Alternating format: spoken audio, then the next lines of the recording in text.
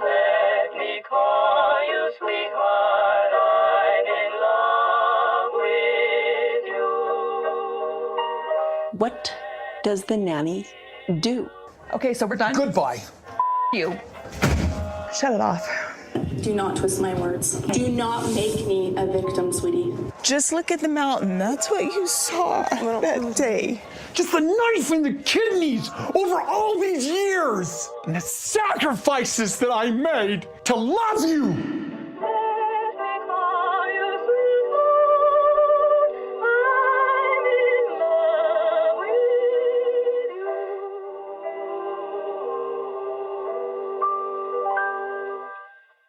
Season 6, Episode 4, Odd Wife Out. Kimber, do you ever feel like the odd wife out?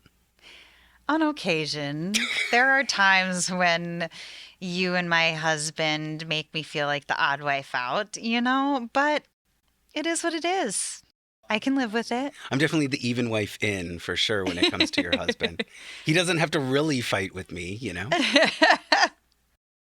So we are going to go to the new homes yet again for the 100,000th time without many changes for a landscape walkthrough, which I didn't know was a thing. No, first time for me. I think that this is a bunch of bullshit. I think a landscape walkthrough virgin is the title I would give myself, officially. Ooh, landscape walkthrough. Touched for the very first time by those plants and the sprinklers and the curbs and all the things. And also because you don't landscape yourself. Wow. That's landscape hateful. virgin. That's hateful. That's hateful. We are going to walk through the landscaping of the homes, but also go into the homes, AKA this is just another reason to go back to the homes. Yeah. What the fuck? When they pull up, I think Meri says, they're like real homes. And I'm like, yes, we've seen the status of these homes being built. And now they are real homes. And there are real landscaping things. And there are real driveways. There's real everything. Rural shrubbery. They're all like, it's so cool. And I feel like I get hung up a little bit on their limited vocabulary at times because I'm like, why is it cool? Why is it real? Why are these words the words we're using? But then again, you listen to this podcast, so you know the words we use. Maybe I should retract my statement. We do repeat a lot of the same words, but everyone has their own vernacular, and this is theirs, real and cool. Yeah, absolutely. So we go into Christine's home. So apparently this isn't just a landscape walkthrough. And we get into the kitchen and she starts crying. And she says, "It's so pretty." Then we cut to Robyn on the couch and Robyn says, "I love your tone of voice.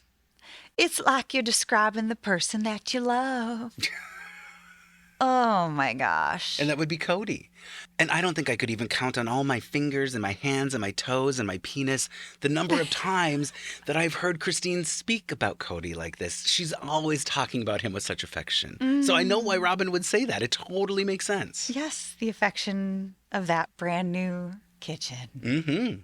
Kody reminds us that they still need to do final approvals. They still need to get their final financing, the blah, blah, blah, blah, blah, yada, yada, yada.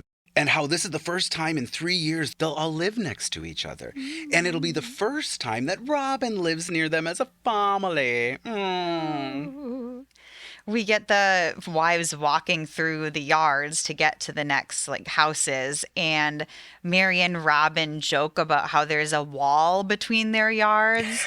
And then Meri says some offhanded comment, "Well, there's a wall between us too, Robyn." Ha ha ha ha. And it's like, we actually know that you two are the only ones that don't have a wall up between you, kind of. So if anything, they have a half wall, a midget wall. There's some sort of term for a short wall. A half wall, right? You're probably yelling it at us right now. They're doing this physical thing there's a wall between us. Oh, and Christine comes up behind and bulldozes between them like she's breaking the wall down. It's very symbolic. Very Christine. When they get to Robyn's backyard, she points out how she wanted that large patio pour for their family gatherings, and her patio is there. It's this big square concrete thing. The slab. The slab. The big old slab is there for her entertaining yard purposes. I'm not surprised that Robyn likes a big slab. I feel like that's kind of her vibe. It really, really is. Well, I take that back. She's with Kody, so probably Shrunken slab? an odd-shaped slab.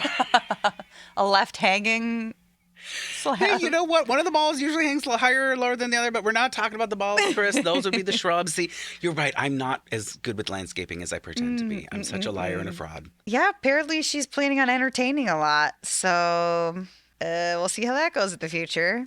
Of course, we get another reminder that they want to be in by Christmas. We have to talk about that every goddamn episode, that they want to be in by Christmas. So they want to be in by Christmas. Thank you for the reminder, Brown family.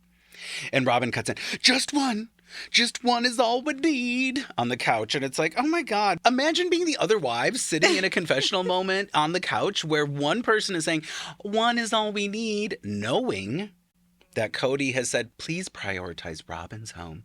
We want Robyn's home to be done first. And it's like, you bitch. Well, yeah, they pointed out when Janelle and Christine were having their kiki outside of the real estate agency, they pointed out that those two weren't going to be, their homes weren't going to be finished, but their financing was going to be done. Whereas it was vice versa for, you know, Meri and Robyn, their homes would be done, but their financing wasn't done yet. So we all know, based on hints and clues at this point, that Robyn's is supposedly going to be done first. And it's kind of set up that way. So it's like, yeah, you're sitting in front of everyone. You're saying, oh, we just need just one to be done. And we all know you're thinking it's going to be yours. So that's why you don't give a shit if more than one is done. She's making it sound like all we need is one, when in all reality, it's like all you're hoping for is one, and then the others are like bonuses. Like if they happen, they happen. Because she's so supportive of her sister wives. Yeah. We get a moment with Mona outside, and we'll discuss Mona's appearance momentarily. But what she says is, I know they all wanted to be in by Christmas, and I don't see that happening. Ooh, a dramatic moment to camera. But I was a little distracted by Mona's appearance. Darling, what does Mona look like? What's happening here? She looks like Blossom from the TV show Blossom. She's Blossom from Blossom. Blossom from Blossom. She has a bucket hat on with this huge ass, like, fake daisy on it, like felt daisy. And, you know, she's wearing this really weird long trench coat type of thing that's brown, but the hat is black and gray. And yeah, Mona is Blossom in this moment. She is Blossom. It was an odd combination. And for any of you who have not seen the show, Mona is a short woman. Mm-hmm. And she's tiny. She is small. Yes. And so for her to be wearing this trench coat and then this hat that is probably too big for her head, but it was just what was available. It's sitting kind of low on her. And then it's got this big flower on the front. And she's got this trench coat. And it's like, what is happening here? It looks like a cartoon of two kids pretending to be an adult. Yes. like I thought it was a man, but it was two children in a trench coat. Children in a trench coat. Yes. And then she's got this like 80s hair that she kind of always has, the like fuzzy blonde hair. And it's in a clip, like a claw clip under the hat. So at the base of her neck, which just seems very uncomfortable to me. Yeah. I just don't think I could wear a claw clip that low on my head. Yeah, it feels like that would be uncomfortable. You say with your luscious long locks. Well, I mean, I can understand and appreciate. Goldilocks across from me over here. The porridge was just right. It's like, Chris, that's not the story. Then we cut to Christine's rental home, where she is starting to pack. Apparently, you know, there's some boxes, there's some tape, there's her, there's some of her children. She's asking the kids to start packing boxes, and McKelty gives her some kind of guff. I'm not sure what was going on with that. So we've got like the complete opposite ends of the spectrum here. We've got Aspen and Christine, who wrote up this list so that they would stay on track with packing. And so at the very beginning of the clip, Aspen is kind of delegating and talking to the camera about this list and what it's going to do to help them get done on time and yada, yada. And then we cut to Christine and McKelty, the wonderful McKelty that has a lot of jokes. And Christine says, you know, you need to be packing. And McKelty jokes and says, oh, I was thinking of taking a nap. And Christine gets pretty upset and kind of raises her voice and goes, you are not, you do this. And McKelty laughs like, obviously it's a joke, Mom, whatever. And you can tell Christine's like sick of her shit. Like she does this all the time. It's not a joke to her. Like McKelty perhaps takes a nap or two when she shouldn't. Like, yes. you know. Well, McKelty is too cool for school. Yeah, I've always said that. Oh, she is though, isn't she? And you know, it's another juxtaposition here because we get Aspen in the organization, we get McKelty and the jokes, and then we get some serious for realness. Ooh. Some serious for realness. Yeah. Are you talking about the moment with Isabel? Yes. Yes, there's this moment with Isabel where it seems like she's being prompted or asked questions. It's, a mini, what did they used to call it? Like live interview or something, like a real-time interview, not on the couch or anything like that. And she's talking to camera about how hard it's been not seeing her dad very much recently. And they all love seeing Kody, but they don't get to see him often. When they move to the new houses, he can just jog from house to house. And her delivery of this feels so coded in a emotion of like, where's dad? And like disappointment, longing, just longing. Okay, that might not be the right word. Well, no, I think you're actually right when saying longing. She says that everyone wants to see dad and nobody can. And it's like, what the fuck does that mean? What does that mean, nobody can? Like, we're trying to get a hold of our dad and nobody can see him? That's what it means to me. My reading between the lines is that he's spending at least 50% of his time at Robyn's house and then distributing the other time primarily probably between Christine and Janelle. Janelle number 2, Christine number 3, and Meri occasional. And this is a narrative that happens throughout the show, is Kody not being a part of his children's lives. Yeah. Literally not being present. And so getting these kernels at the beginning or towards the beginning as we're going through the journey, it just sucks to hear. It makes me feel really bad for the kids.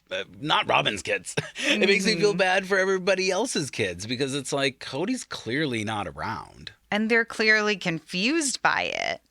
Everyone wants to see him and nobody can. It's like, that would be so confusing as a child, just to all of a sudden, you're up and moved in the middle of the night. Nobody told you ahead of time.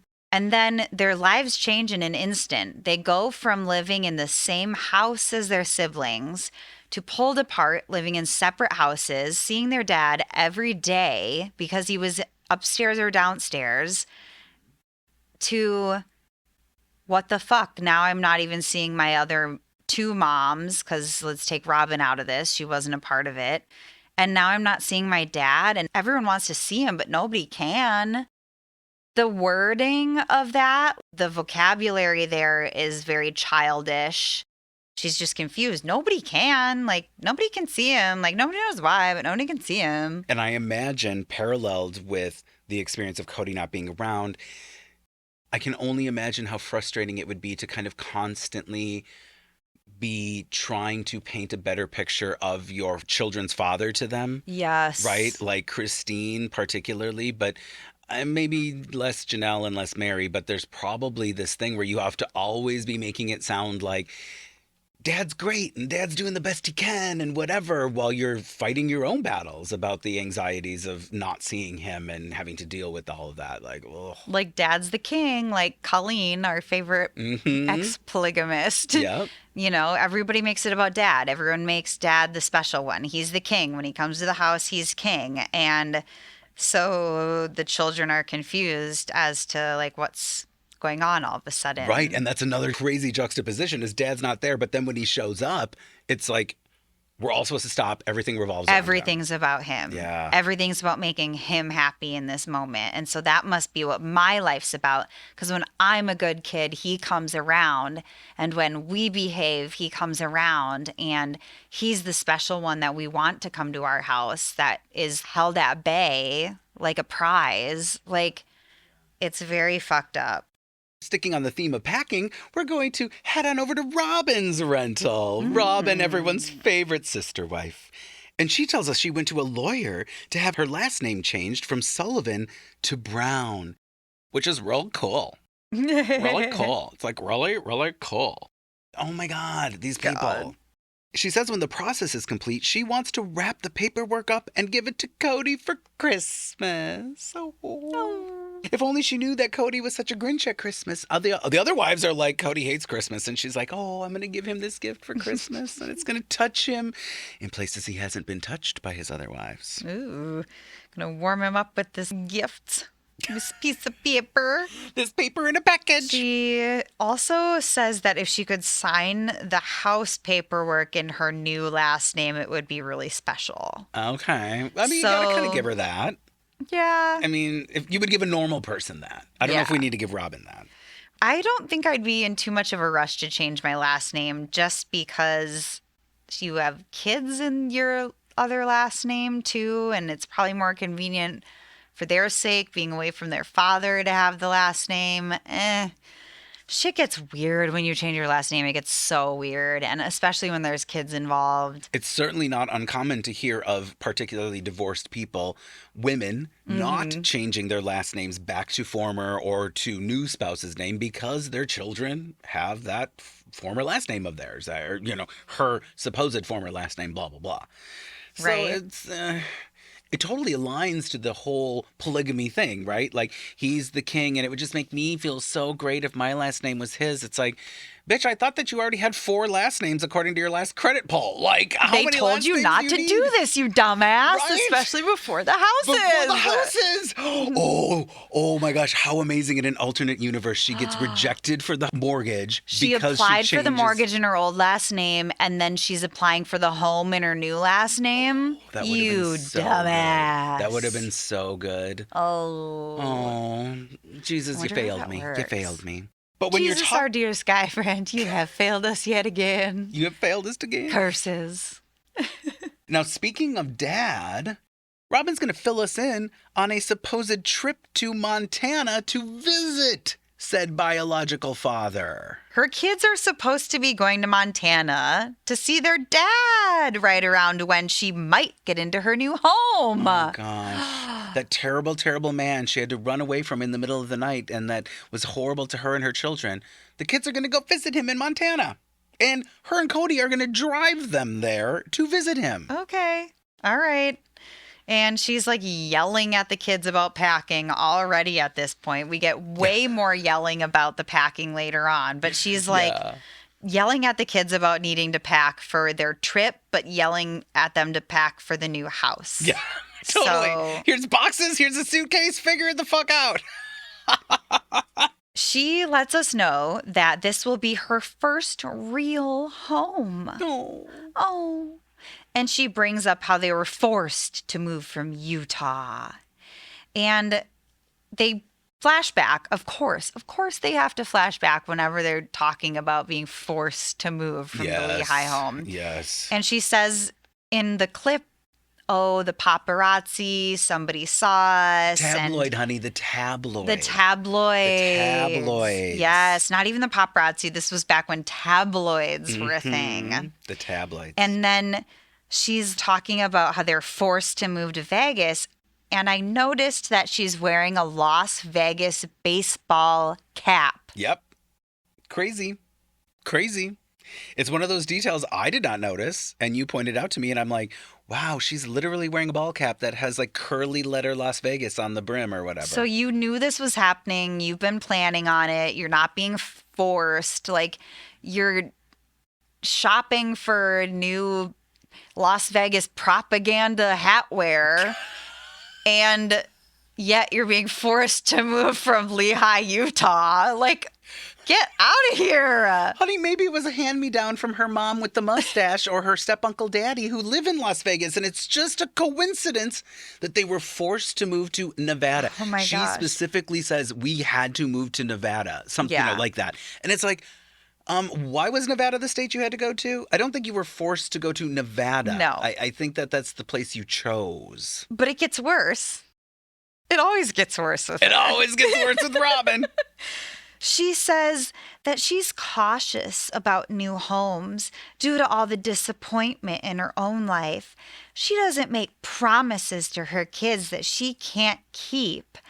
And she doesn't want to tell them anything until it's final, until they're about to walk through the door. Yeah. So she has this whole spiel that she feeds us about how she's never had a real home. This is her first home. And because of all the disappointment in her life and moving so much, she never, ever wants to disappoint her sweet baby angels. In the same clip, you're forcing them to pack for a move into a home that you haven't signed on yet and got the keys for yet. It's like all we've been introduced to through the show is decisions made by the parents where if the kids are fortunate enough to know about it beforehand, they're skeptical because they don't believe them. And then the big move was out of nowhere. And she's teeing it up like, oh, well, this is just what I do to like protect my children. It's like, what? Girl, hello? You fucking liar. I wonder how long Fucking liar. You fucking liar. I wonder how long the kids knew that they were going to go to Dad's house. Like, I wonder when that was sprung on them. Like, was it that morning? And she might have even, this is the sick nature of like what goes to my mind when I think about women like Robyn, that she probably didn't tell her kids. And she probably was like, oh, we're going to get into our new home today, but oh, it's Daddy's turn to see you. So we've got to leave. Like, we're probably not going to get the keys on time because it's Daddy's turn to see you guys. I'm sorry. I don't know what else to say. I have to take you. Yeah. Like, Yeah. in my mind, and I don't think I'm wrong. That bitch. Like, I think that this is what's going on. I think that there's a lot of manipulation behind the scenes. I think she's probably lying. We're going to get further into this, and she gets more about the woe is me, the kids need to see the home, blah, blah, blah, blah. They haven't seen it yet. And it's like, no, bitch, you just wanted your keys before you left town, because if you didn't get your keys before you left town, you wouldn't get them for 5 fucking days because of the holidays. So it's like she's manipulating her children into like, oh, well, I would just love for them to stay because this is so special to see their first home, and getting the keys to the home. She's so fucking manipulative. It's insane. Yeah. They're packing for a move, and she's saying to us, the viewers, that she doesn't make promises that she can't keep, and she doesn't tell them anything until it's final. I always believe Robyn, whatever she says. TLC pays some bills with a commercial break, and then we're at Janelle's rental, where Kody and Janelle are making the bed in their lover's bedroom, their master suite, their primary suite, their lover's den, where the magic happens, where they rub their lips together, their completely virus-free lips. Meanwhile, this entire episode, every couch moment with Janelle is like, girlfriend, Yep. I'm so sorry you're so uncomfortable right now. Yep. Like she's in some pain. She's in some pain. And that's what it is. You know, there's some burning, there's some tingling, there's some, oh my God, my lip's going to peel off my face moments. And that's what's happening with Janelle. A little bit of Joker vibes. I need to mention here that they are making it very, very clear which houses are rentals and Yes. homes at this point. Yeah. Because every bottom like third that we get is where they're located. So it's like Janelle's rental, Robyn's rental, Meri's house, Robyn's house. So they're making it like this huge differentiation each time they go back and forth between a home, a rental, a house, blah, blah, blah. The new build, the rental, whatever you want to call them. Yes, this episode, every time there is a transition from location to location, they're telling us where we're going. I feel like in previous episodes and seasons, if we get an introduction the first time we're at someone's home, we're far less likely to see that bottom third again when they return. It's usually only the one time. It's usually just the first introduction, and then throughout the episode, you just kind of surmise where we are. Yeah. This episode, it is very clear. It's almost like you're hit over the head by it. I was a little distracted by how every time a scene was happening, it was like, Meri's rental, blah, blah, blah's rental, blah, blah. It was like, okay, we got it, I thought, but I guess it's because we're going to be making a transition into the cul-de-sac. Yeah. Ooh. Janelle tells us that her and Kody have had the same lover's mattress for 10 years. Now, why I think she's a liar and a fraud is because it's not just one mattress. Which she did not call it a lover's mattress, you guys. She called it our fuck pad. And her fuck pad is actually not a king-size mattress. It is 2 twin mattresses pushed together. And underneath these two mattresses. These twin mattresses pushed together. Well, and I love it because I feel like I have to give you some credit for the Lucy and I love Lucy bit happening up in here. And Desi. You know, it's not like the twin beds are on separate sides of the room and they push them together for coitus. No, they're just pushed together all the time, and with like a ratchet strap around them. Yes, exactly. And there's even reference to like, well, I guess we won't have to fall into the middle, and it's like. Yeah, no, not because there's just a sunken middle where Janelle, plants her body every night. No, there's two mattresses pushed together. There be a full-on separation happening there. There is full-on. There's a Grand Canyon in that bed. What in the actual frick-frack? Yeah, it was bizarre because when they're making the bed, it's already in progress. And then Kody, I think, pulls up the foot of the bedding. And so you see the two mattresses and the two box springs, which the twin box springs, that's what happens when you get a king bed, right? Yeah. It's two box springs. Yeah. But the mattress is like, oh, God. And as the scene was wrapping up, I just couldn't help it because I'm, who I am. I was looking around the room of the footage, and it's like there's a bookshelf and a small bookshelf and a desk and a chair and another chair. And it's just like all of this shit in this room. And I felt claustrophobic watching this scene. I couldn't even do it. Like making that bed was probably you can only move Janelle can only move sideways in her bedroom. She cannot walk forward unless she's going out the door. Exactly. There's so much stuff lining the walls, including full armchairs on either side of the bed. Like lazy boys. Like, what is happening? Like leather lazy boys. Oh, my God. So bizarro. And yet there is no headboard or footboard. There are just two pushed together twin mattresses. I love Lucy style. No headboard, but like an overabundance of all the other furniture pieces you would probably not want in your bedroom. Yeah. And of course, the bookshelf had all these books askew in every possible way. And I was like, I can't even imagine that Janelle's read any of these books. I mean, I shouldn't say that. She might be a reader. It just, oh, God. It's just a mess. Well, they're about to go and get romantic. Oh, the romance is going to be alive, honey. Yes. They are different in the way that they find their romance. The way that they find their romance is pragmatic.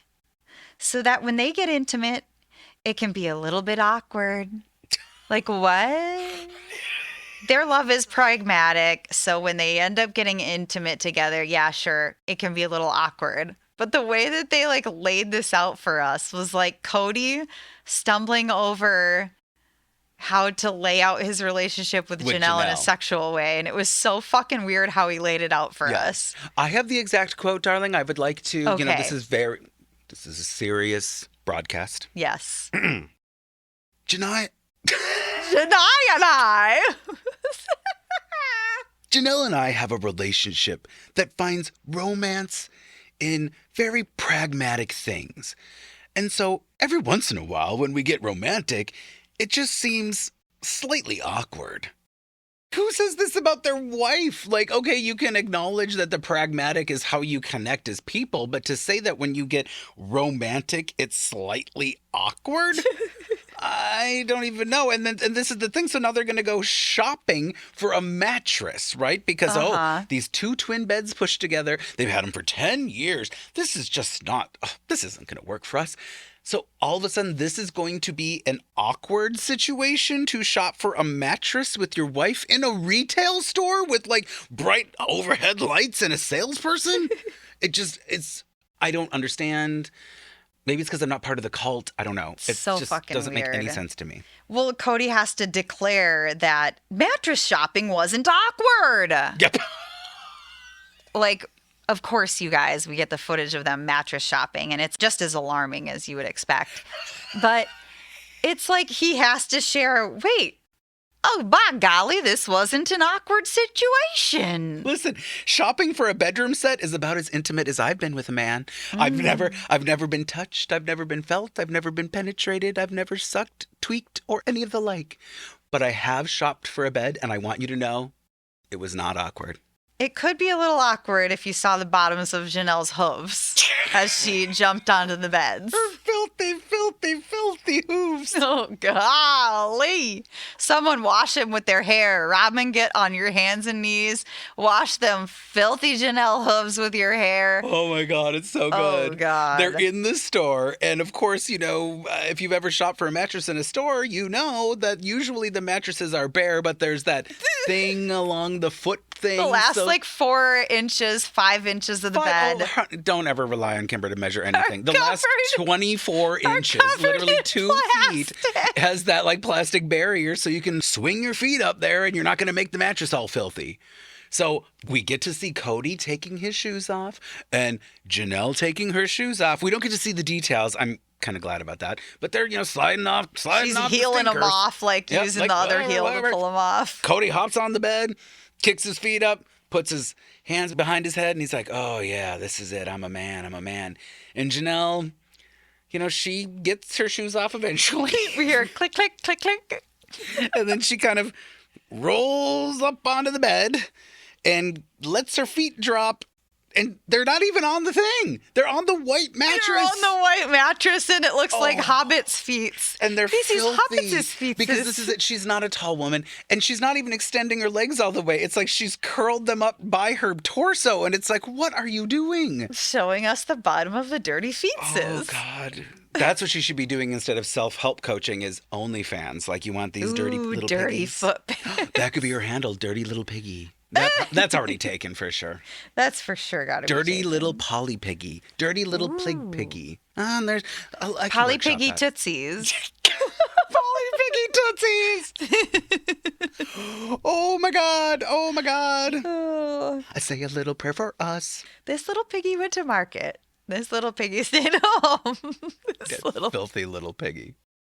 They are going to pick out this entire bedroom set made of mahogany, and they're going to put it on layaway because you know what?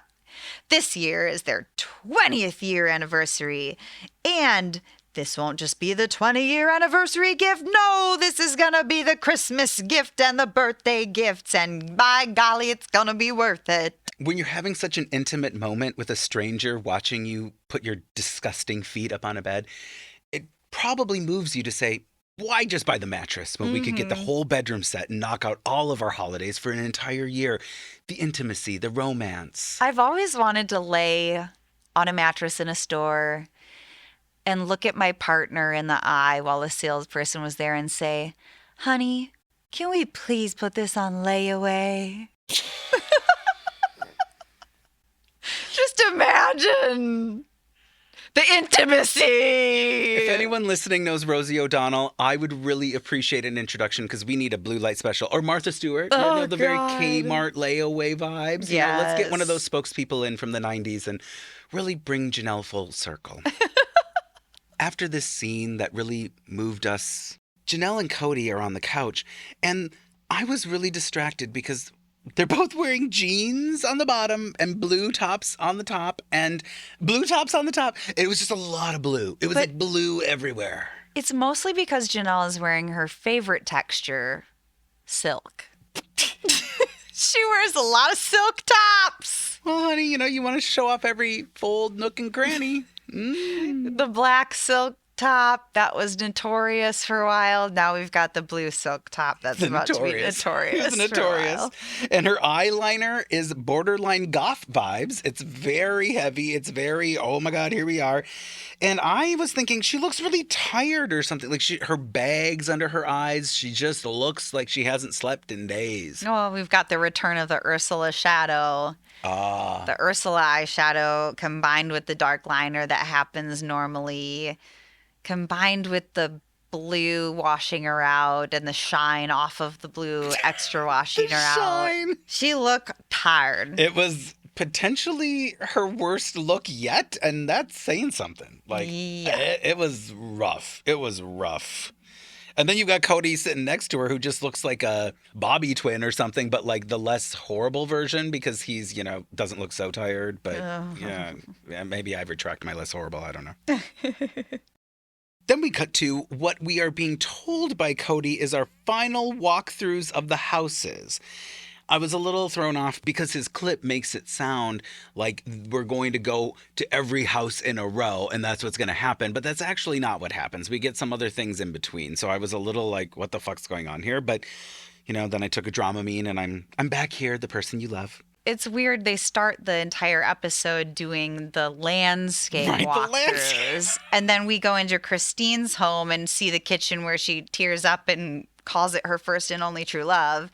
And then now we've had all this other stuff in between, all the rentals. And now we're doing final walkthroughs again. So I think this is the first day still with cuts in between. Oh, like there was still. So there was using the just same one footage for entire two different walkthrough in all the bits. homes, and That could be. yeah. I didn't notice their clothing changing or anything. I wasn't watching for Shit, that. I should have looked. I know you're usually better at And that. here than I me. am noticing this shiny ass blue shirt, and I'm like missing all the rest of it. You were God. blinded by Janelle's blouse. Yep, probably. Kody hopes everything is okay with their walkthroughs so that there's no more delays. Of course, we all know they want to be in by Christmas, in case you didn't catch that. They're joined by that guy from Pinnacle Homes, the VP of blah, blah, blah. Insert name here. I don't know. Did you catch his name?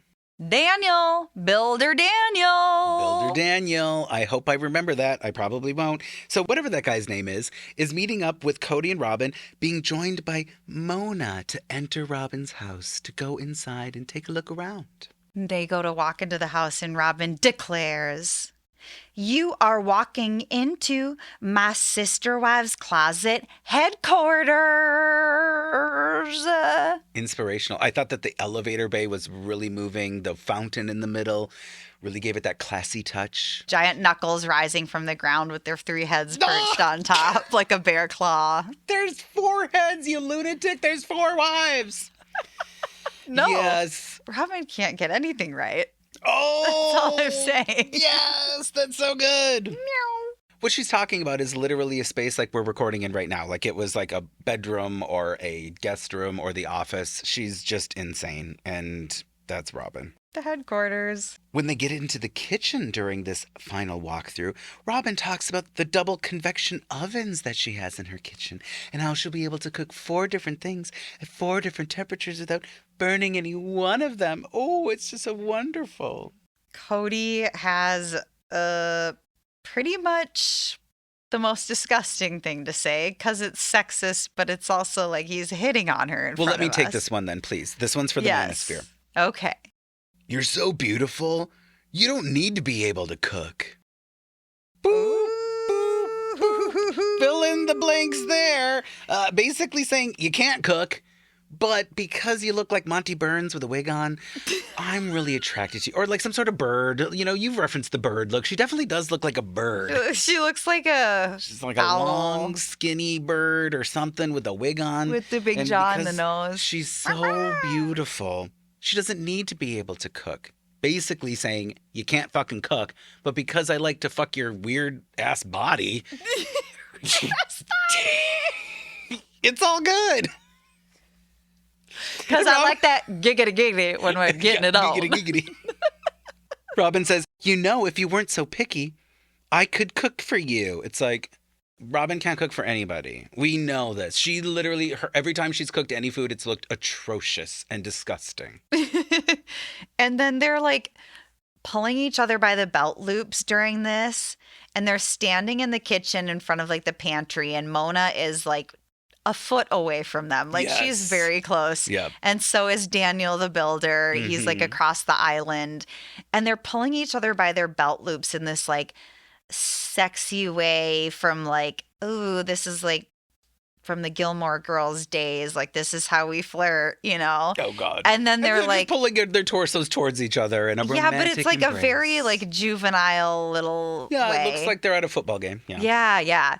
And they're like kind of smooching, and Mona like looks over at Daniel and it's like, ooh. Ooh. Ooh. Ooh. God. We say that he's a showboat all the time. Kody's a showboat. But the way that they're flirting is almost very like intentional and weird and performative. Yeah, I kind of picked up that they were in their own little world. So it's not that I disagree with you. I just kind of felt like they were just talking to each other and didn't really care that anyone was around. But They're in their own little world, but they're acting out what they believe is like the cute and sexy thing to do for the other one. It's very weird. now it is nighttime, and we're going to transition to Mary's rental, which they have told us is Mary's rental on the bottom third, as we discussed. We are told every single time we go anywhere where we are. And Kody's speaking to the entire family. He has little Saul up on his shoulders, and he's being all, "Listen, I am the patriarch. I am here to tell you something." And he's telling everyone about how they should be showing respect to the parents because of moving into a home, which, thank God, is a little bit of a throwaway comment because I was like, where is this going? But it transitions into how everyone should be helping out to create their family mission statement. But when he started with the whole, we deserve some respect because we're getting you guys into some homes, I'm like, who starts out a speech to their family by saying, you children should respect us because we're going to provide you housing? Like, it's just bizarre. Show me some respect. I'm your father. So gross. Yep. So gross. He is just putting on his show as per usual, trying to get the attention of the family when Christine is really the one that's in charge of this whole shindig. I was going to say intervention, but it's not. It's a meeting. Yes, it's a family meeting. Family meeting. Yeah, family mission statement. Finally, we're getting to the family mission statement. Christine says that it's very important with a family as big as theirs and with all the kids that are about to leave that they come up with this and that they have this family mission statement. Yeah, she says that she's literally panicking about the kids growing older and wondering if they've taught them everything they needed to teach them. It's like panicking? Okay, that's some interesting language. She has a few interesting choices this episode with her language. Yeah, this isn't the first time that they've mentioned, particularly Christine and Janelle have said like the exact phrasing that they're worried that they didn't instill things on the older ones. Mm-hmm. I don't know if I clocked it that Meri says that specific thing that she's worried about. No, she's too busy texting a stranger. No, because seriously, Christine and Janelle have said we're worried we haven't instilled the right morals in them and blah, blah, blah. Yeah, I think Janelle was on that train last season. Like, she was like all about that. With Logan leaving, she was so concerned that she hadn't instilled the gospel of our Jesus Christ, yes. Joseph Smith. It'll be interesting to hear your story when your kids are getting ready to leave. I'm going to go, honey, do you think you've instilled the right values? Have you taught them the right lessons? It'll be an interesting thing. I'll be on vacation. I'll be on a beach somewhere, and I'll be just checking in with you about shipping your kids off somewhere. And I'll just say, yeah, because you know what? I was the perfect parent. I never questioned myself. I did everything great. And yeah. So Christine has given some prompts to the children to help build this family mission statement. And she starts asking, who has an answer to question number 1? And it's like, well, hopefully they all do. If they couldn't make it past number 1, you got a bigger problem here. I didn't see a lot of hands go up for number 1, though. I think there was just maybe one. Yeah, maybe. And then we hear the question that was prompted. We are at our worst when... And McKelty has to answer with her sarcastic ass saying, we're at our worst when we're together. Because we're loud and obnoxious. And Christine just rolls her eyes and you can tell she's kind of embarrassed. And she goes, I'm just going to say we're at our worst when we're obnoxious. I'm like, okay, that's totally going in your family mission statement. Right? That's going to make the edit for sure. Please don't be obnoxious. Yes, part of our mission statement is we're obnoxious when we're together. And then we get our next question, or perhaps, one of 1,000 questions, as Janelle would like us to believe. Yeah. Janelle's fucking over this. It's a lot. And the answer comes from Aspen. And the question is, in 30 years, we want people to say our family, and then Aspen says, has constantly stayed close. It's a little sad in hindsight, watching them do this as a big family exercise, and then, they're not close. Janelle tells us that this whole activity is tedious. And there are moments where the camera pans to her and she is yawning during the exercise. And they, these producers, editors are good. Sometimes they give us clips of her where it's like, She was straight up yawning. they didn't need to show that, or like they show it a little long to emphasize kind of some point we're supposed to get, even though that's not what's being said. So I kind of like that. Yeah, we get the Christine, no bad answers. And Janelle, oh my God, this is tedious. This is taking fucking forever. How many questions are there? Yes. And of course, contrasted to Janelle's yawning and tedious comments is Christine with a giant pad of paper writing down what people are saying while it's on an easel. And it's like, I do kind of feel a little cringe, like when you're sitting there watching someone write shit on a big piece of paper and it's like it takes time to do that. So I'm sure it just felt like it was going on and on and on, And then your daughter is feeding you like these stupid ass answers and you've like had enough of her already for the day. Yes. And you have to write her bullshit down because you told everyone there were no bad answers. For the day, the week, the month, or maybe our year. Literally, McKelty, you've spent it. You've spent your budget. Yeah. And then we get a fabulous moment from Kody on the couch, filling us in on his life and his dreams and his goals and his past. And he says that about 10 to 15 years ago, he felt like a failure. Oh, excuse me, a failure as a husband and a father. He feels like a fireman.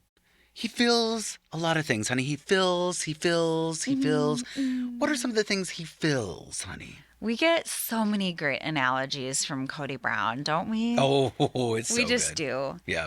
And Kody says that he feels like a fireman, always putting out fires.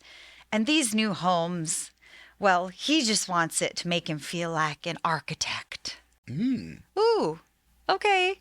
So building his future rather than reacting to fires. If that took him more than 5 seconds to come up with, God bless him. God bless him. It's like he thinks about these things for a while and then he sets up like when he will be able to say it. And it didn't really even make sense. Yeah. They just did an interview moment with Kody like after the scene and it's like it doesn't build on anything or add to the next thing really. Right, because we're talking about a family mission statement and what our family goals are. And then there's this random cutaway to him talking about how he felt like a failure before and now he's hoping to be an architect because they're building new homes. And then we move on to the next scene. Yeah. And we're at Meri's new home, not her rental, her new home. Oh, yes. The new home on the cul-de-sac. God. Oh, Meri, you never disappoint with your Meri-isms. Really. She brings it. She brings it this episode. So Meri and Kody are at her home for this final walkthrough. Not to be confused with the landscaping walkthrough or the driveway walkthrough or the 2x4 walkthroughs where Christine thought that maybe the boards were spontaneously combust at her, This is the final walkthrough. And we start with Meri, quite contrary, standing at the back of her island in the kitchen, glancing forward, questioning whether the two pendant lights hanging over the kitchen island are even. So we just go balls deep into Meri tearing apart the new home, which I appreciate. Yeah, and these pendant lights are like hanging on those chains, from the ceiling. So maybe a chain is like one clink off. Right. Or the pendant, which the builder guy, Daniel. Yes. Look at me. You got it Look right. at me. You got it. Maybe the pendant is literally hanging a little bit at a different angle because they're hanging from chains. And literally, these probably are the cheapest lights from the cheapest place you could cheaply buy a cheap thing. For real. And so, they're not hanging maybe perfect. It's not clear from the footage. It doesn't look like they're off, but you've got Meri standing back there, evermore the disciplinarian, not the abuser, the disciplinarian, looking at the pendant lights, and one is a little different. And Daniel the builder's trying to talk some sense into her, like, well, he's literally like moving one of the lampshades. Like, maybe it's just like a little whatever. And I'm not sure if that satiated her or not. But Kody jumps in with a quote saying, "This is the thing about marriage." And so this is what we got. We got to hear more about marriage from Kody Brown. This is the thing about marriage. The thing that you love the most about your wife could also be the thing that drives you crazy. And it's like, so the thing you love most about Meri is her anal retentiveness? Okay. I imagine Meri in this moment being like, do you know those yardsticks that like curl up. And I imagine him having like a yardstick and like slapping it out and it turning into like an entire yard of like a wooden measuring stick. Beating her with it? No. And trying to show her that she's fucking wrong. And then her whipping a level out of her sleeve. Yes! Oh my God, like one-upping each other. Just putting the level down and showing him. Yeah. Whoa. Ooh, the pendant isn't quite Oh my even. God. Now, Meri has not even moved from the spot, planted firmly in the kitchen behind the island, staring into the family room. And all of a sudden, her, razor vision, her laser vision, her, oh my God, I am here to inspect, I am here to inspect. She's in the family room. Her eyes are in the family room, scoping left to right, up to down. And she sees that the mantle above the fireplace isn't 100% level. In fact, the right side is up maybe 1/16 of an inch from the left side. And I hate to do this, I hate to do this, but Meri is right. It's crooked. It's a little wee bit crooked, but I'm not sure if it means that the tile, because, there's that builder grade, huge, ugly tile that's going up the fireplace front. It's like, is the tile just a little off? And so the mantle's actually flush, but the tile's a little crooked? Or is it that the mantle? I'm not sure that Meri's cyborg vision could really determine that. But it does suck because if I was to see that, I would be like, are you fucking kidding me? The mantle's not even straight with the tile. And it could be a trick of the camera as well, to agree with her. And Kody says that he could put a marble on that mantle and he bets it wouldn't roll. When you're talking about things he's pulling out of his sleeves, That's one of them is a marble, but it has like a fake marble, like a trick marble. Yes, it's like a trick marble. It has a flat bottom and he just puts it on the mantle and he's like, see, Mare? Look at that, Mare. It's not crooked at all. So absurd. I am literally picturing them one-upping each other and I love that. Pulling out different tools that they have in their pocket. And Mary's like, oh, I always have a spare marble on me. Like, oh my God, where does this even come from? Oh, God. Meri tells us, it's not like I'm trying to be picky or find fault at all. I mean, we are paying for the house. I'm going to have to look at these things. And it's true. Mm-hmm. I told you, I'm like, why wouldn't you build something that's like, I imagine like a flower box you put outside a window and just make a kind of a cube, elongated cube thing out of wood and just slide it onto the mantle because it's totally made out of drywall or plaster. Yeah, it looks like shit anyway. It looks like shit regardless. It looks like someone just protruded a out thing from the wall. An out thing from the wall? Like a shelf, you mean? Yeah, like a shelf, thank you. Only the best here on this podcast. And so it's like, why don't you just build a box thing and just shove it over it? Because it would totally look fine then. And it would actually look intentional and higher end.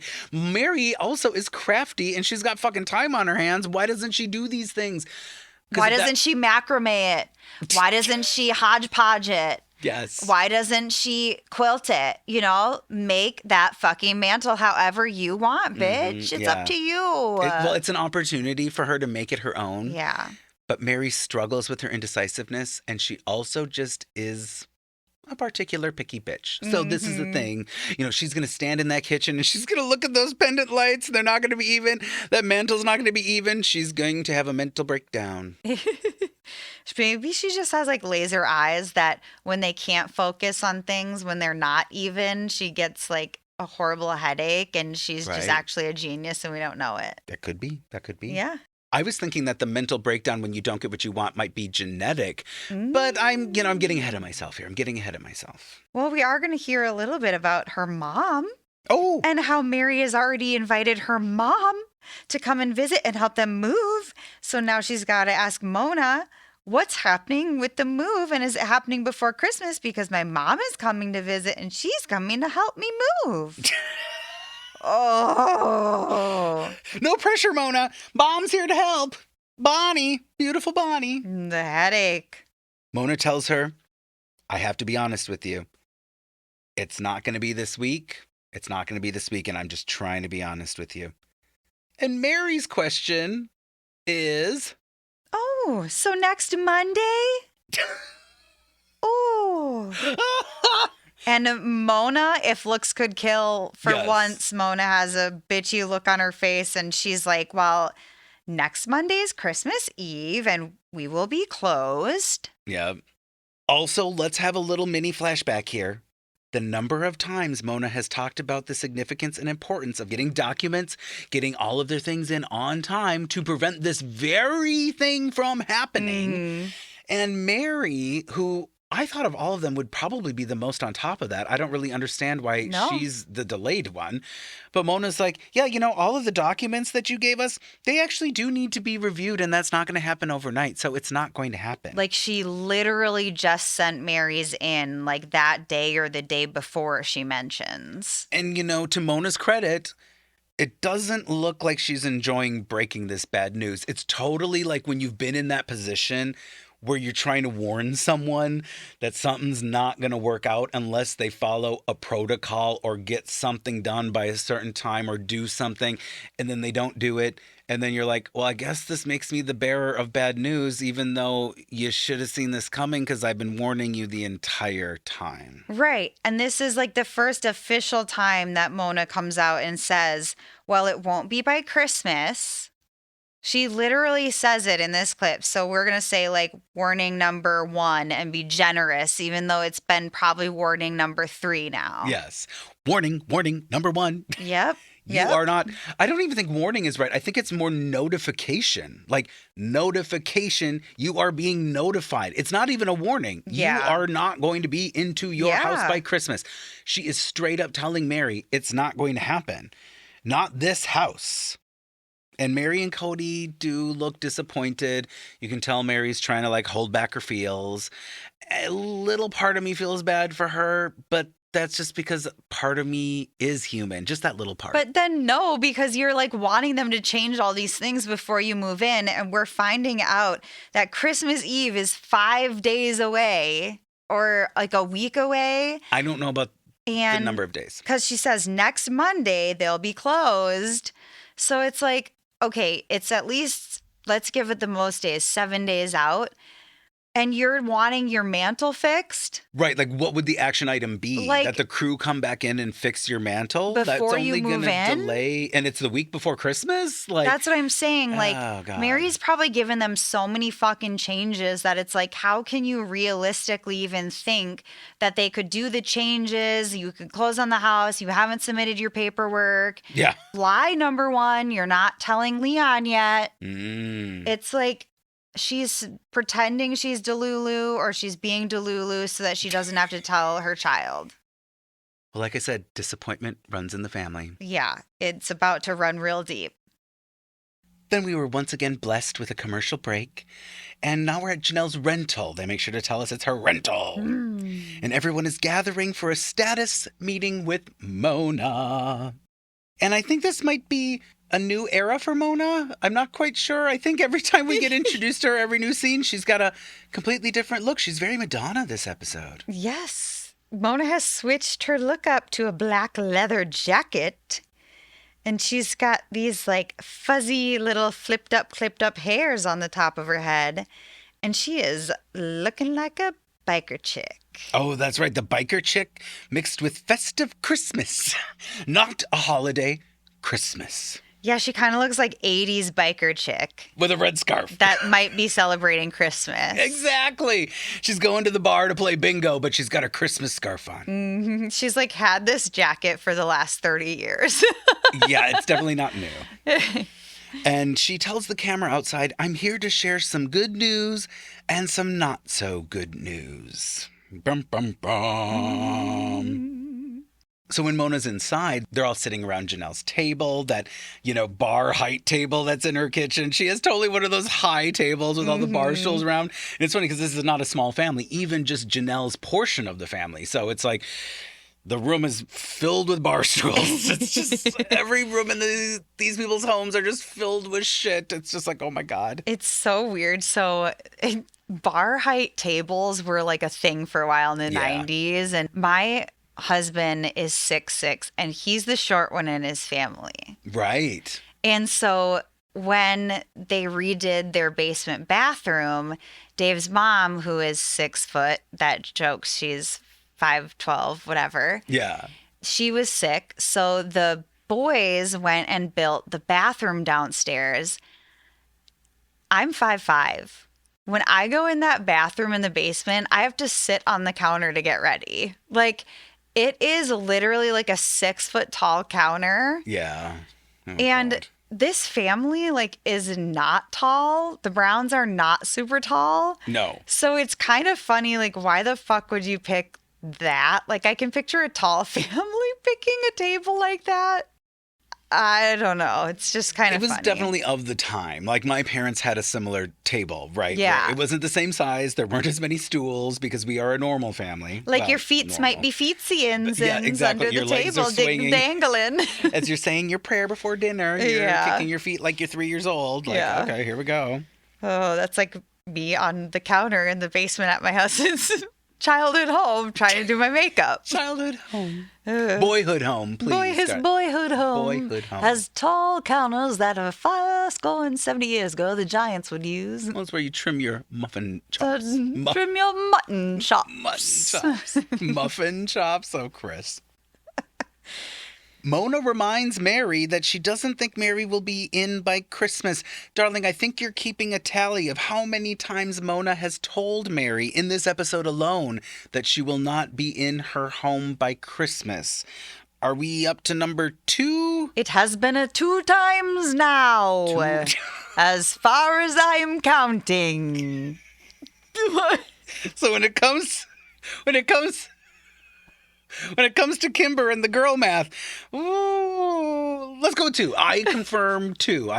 This, I have it written in quotes, second time. Oh, beautiful, beautiful. The man from the manosphere here confirms your girl math. It has been 2 times. It just sounds so much better when it comes from your mouth than mine, because you're a man, Christopher. This is it. When am I going to learn? When are you going to learn? Terrible. Another opportunity for Robyn to ask if at least one of them will be in by Christmas. And another opportunity for me to want to strangle her through the TV screen. Like, bitch, shut up with the one person. Stop. Oh my God. We don't need any more reasons to not like you, and you're just piling on top of it.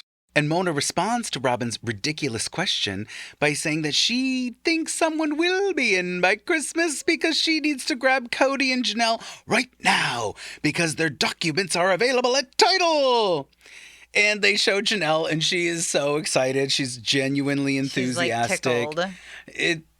I don't know, it made me feel a little good to see Janelle so happy, even though I was like, okay, Janelle, chill out a little bit because, you know, sometimes when people are a little too excited, it's like, you're showing all the gums and all the teeth and all the body parts that we need to see. Like, it's a bit much, but, you know, it's nice that she's excited. It's a cute moment for her. She is showing it all off, but yeah, you can tell that she's completely enthused and caught off guard because Right. I don't think she expected that news. No, and we had just had the conversation, you know, between Christine and her about how it wasn't going to be them moving in and how, you know, they had the little kiki about Robyn's probably going to be first. So Right. Puke. Mona says if they do the paperwork today and the walkthrough in the morning, the final walkthroughs where we thought we were going to do them all at once, but turns out that was probably actually one episode cut into several scenes, blah, blah, blah. Yeah.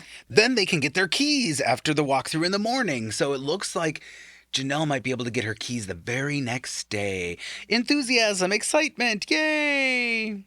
Mona points to Hunter smiling in the kitchen, and there's this enthusiasm level that totally builds. And Kody's like, I think that deserves a hug or whatever. And so Hunter goes around the table and gives Mona a hug, and I was literally verklempt. Like, I had a little bit of moisture building up in these dry-ass eyes because I was like, oh my gosh, Hunter's giving Mona a hug, and he looks so excited, like genuine enthusiasm.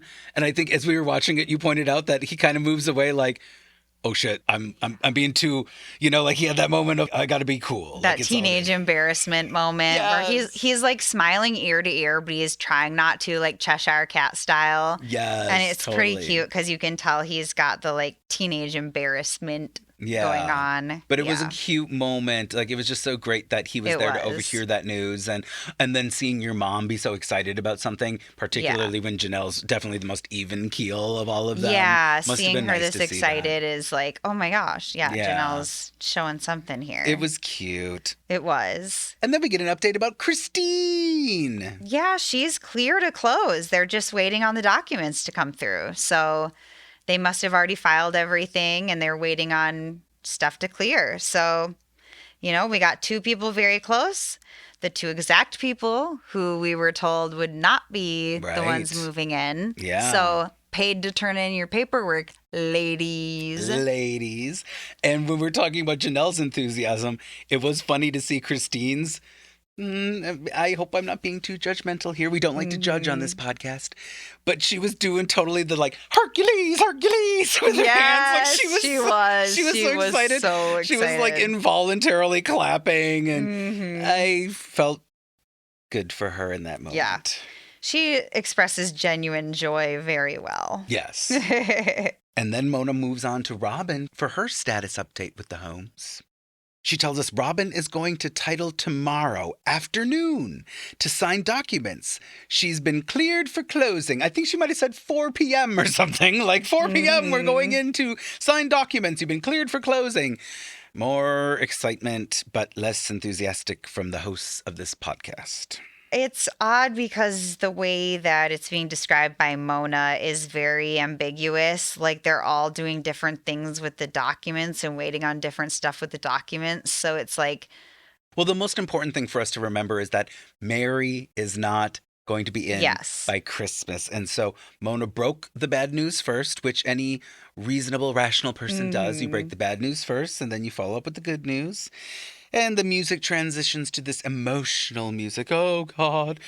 It's like everyone has good news except for Meri. Yes, and Meri's been holding it all in with all her might. She's been holding it all in. Which is not really that well. Her eyes are she's like welling with tears.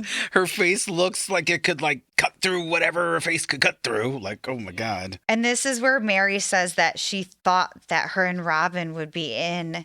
And now that's just not it. Yeah. That's not what's happening. And she I'm thought like, it was her and Robyn that'd be in first. Right? No, that's not the case. I'm like, bitch, you're tattling on yourself.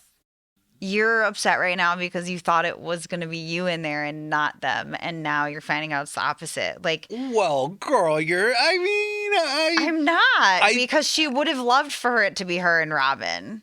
I'm not disagreeing with that. I think it's a combination of that and also just disappointment generally that she's not going to be in by Christmas. I don't want to make it sound like because it sounds a little too villainy to be like, oh, I thought it was going to be me and Robyn, but then it turns out it was Christine and Janelle. Like, But then why would you make that comment that you thought it was going to be you and Robyn and now it's just not? It's like when you lose on a reality show. That's how it feels. It's them vibes. And she is losing on a reality show. So I hear you. I just don't want to mislead our listeners. I don't know. Honey. To me, it seems like to her some sort of prize and they would have won and they thought they were going to get it first. And it's just odd. Okay. I don't know. So, of course, after the meeting, we get to transition to everyone has left the table. People have moved on, except for Meri, Robyn, and Kody are standing in the family room. And Meri is crying. And we get this lovely quote from Meri. Honey, Kody has to just give her this hug with his Ed Hardy brown sweatshirt on and pretend to comfort her as well. And you see the full-on, like, Tiger and Ed Hardy. Yeah. Another of the time thing. And also, you're putting your bed on layaway, but you're buying Ed Hardy hoodies and guest shirts. Yeah. I mean, it's not like we're here to question anyone's financial choices, of course, but it seems questionable. So as Meri is sobbing and crying and, realizing for the second time that she's not going to be in by Christmas, she says, Leon keeps telling me they don't want anything for Christmas. They just want to be in the house. It's like, oh And then Robyn is like trying to console Meri's ass by like stroking her hair. Yeah. And then she's like breaking the fourth wall and looking right at us. And she goes, "It was Leon's last wish." We will have Christmas in the homes, which is great. This was just kind of Leon's last wish. As she strokes Meri's hair. Last wish? I mean, I don't know. Bit dramatic. Strange way to phrase that. Very strange. Leon like, have is- you been poisoning them? Like, what's Right? going on here? I think Leon is still with us. I'm not sure that it's Leon's last wish. But Although it looking like okay. Leon's ghost lately Oh. might be understandable. Like a corpse, perhaps. No. Boop, the living dead. Shots fired. Now we're going to return to our final walkthroughs. If you all remember when we started that before, we were going to go through these final walkthroughs. Now we're going to go to Janelle's final walkthrough, which Kody is relieved to do because with Janelle, she's not really picky, especially in comparison to Meri. And when he says that she's not picky, I was waiting for her to react because he's saying this on the couch. Like it's him and Janelle. They're giving us a heads up on what's going to happen. And I kept looking at Janelle going, is she even going to react? And she didn't. And I'm going, man, if I was sitting next to my husband and he was to say, you know, Chris isn't picky, I'd probably go, are you kidding? I mean, even if I wasn't picky, I'd be like, why are you saying it like that? He's just such an asshole when he speaks. It's ridiculous. It's because he tries to pit them against each other. So he's trying to make her think that that's what he likes about her, and that if she doesn't act like that, he's not going to like her. It's like Right. this Mary's weird, terrible. You're great. manipulation, you know, like the good and the bad and the ugly. Say it in front of each of them, and they'll each be what I need them to be. Ugh. They do have some cute moments here. Like Janelle starts crying on the couch and talking about the move and how hard it was on Hunter and how devastating it was for him. And then she stops and she goes, but let's not talk about that. Yeah. Because they don't ever talk about anything serious. Right. So then she moves on and says how excited they all are now and how excited Hunter is now. And it's his sophomore year and that he is class president. And that Ursula eyeshadow will be Ursuling real hard because those eyebrows are raised. And why are you trying to move on from the hard shit, girl? Like, let's just glaze over the horrible fact that we surprised us all in our children, didn't tell them, devastated them, but now it's going to be great because they get a new home. Yeah, it was interesting to see a literal example of someone saying, let's not talk about that. In a two-prong approach. One is their family dynamics of not actually addressing real things and never talking about anything or getting to the root of anything or real problem solving. And also from the perspective of it being a reality show. Like they're sitting on a couch, probably being prompted a question and are supposed to respond to it. And Janelle's like, but let's not talk about that. Well, she's in tears. I mean, I as a director would be like, stop. We are going back and you are talking about this. Like you are crying. Like it's ridiculous.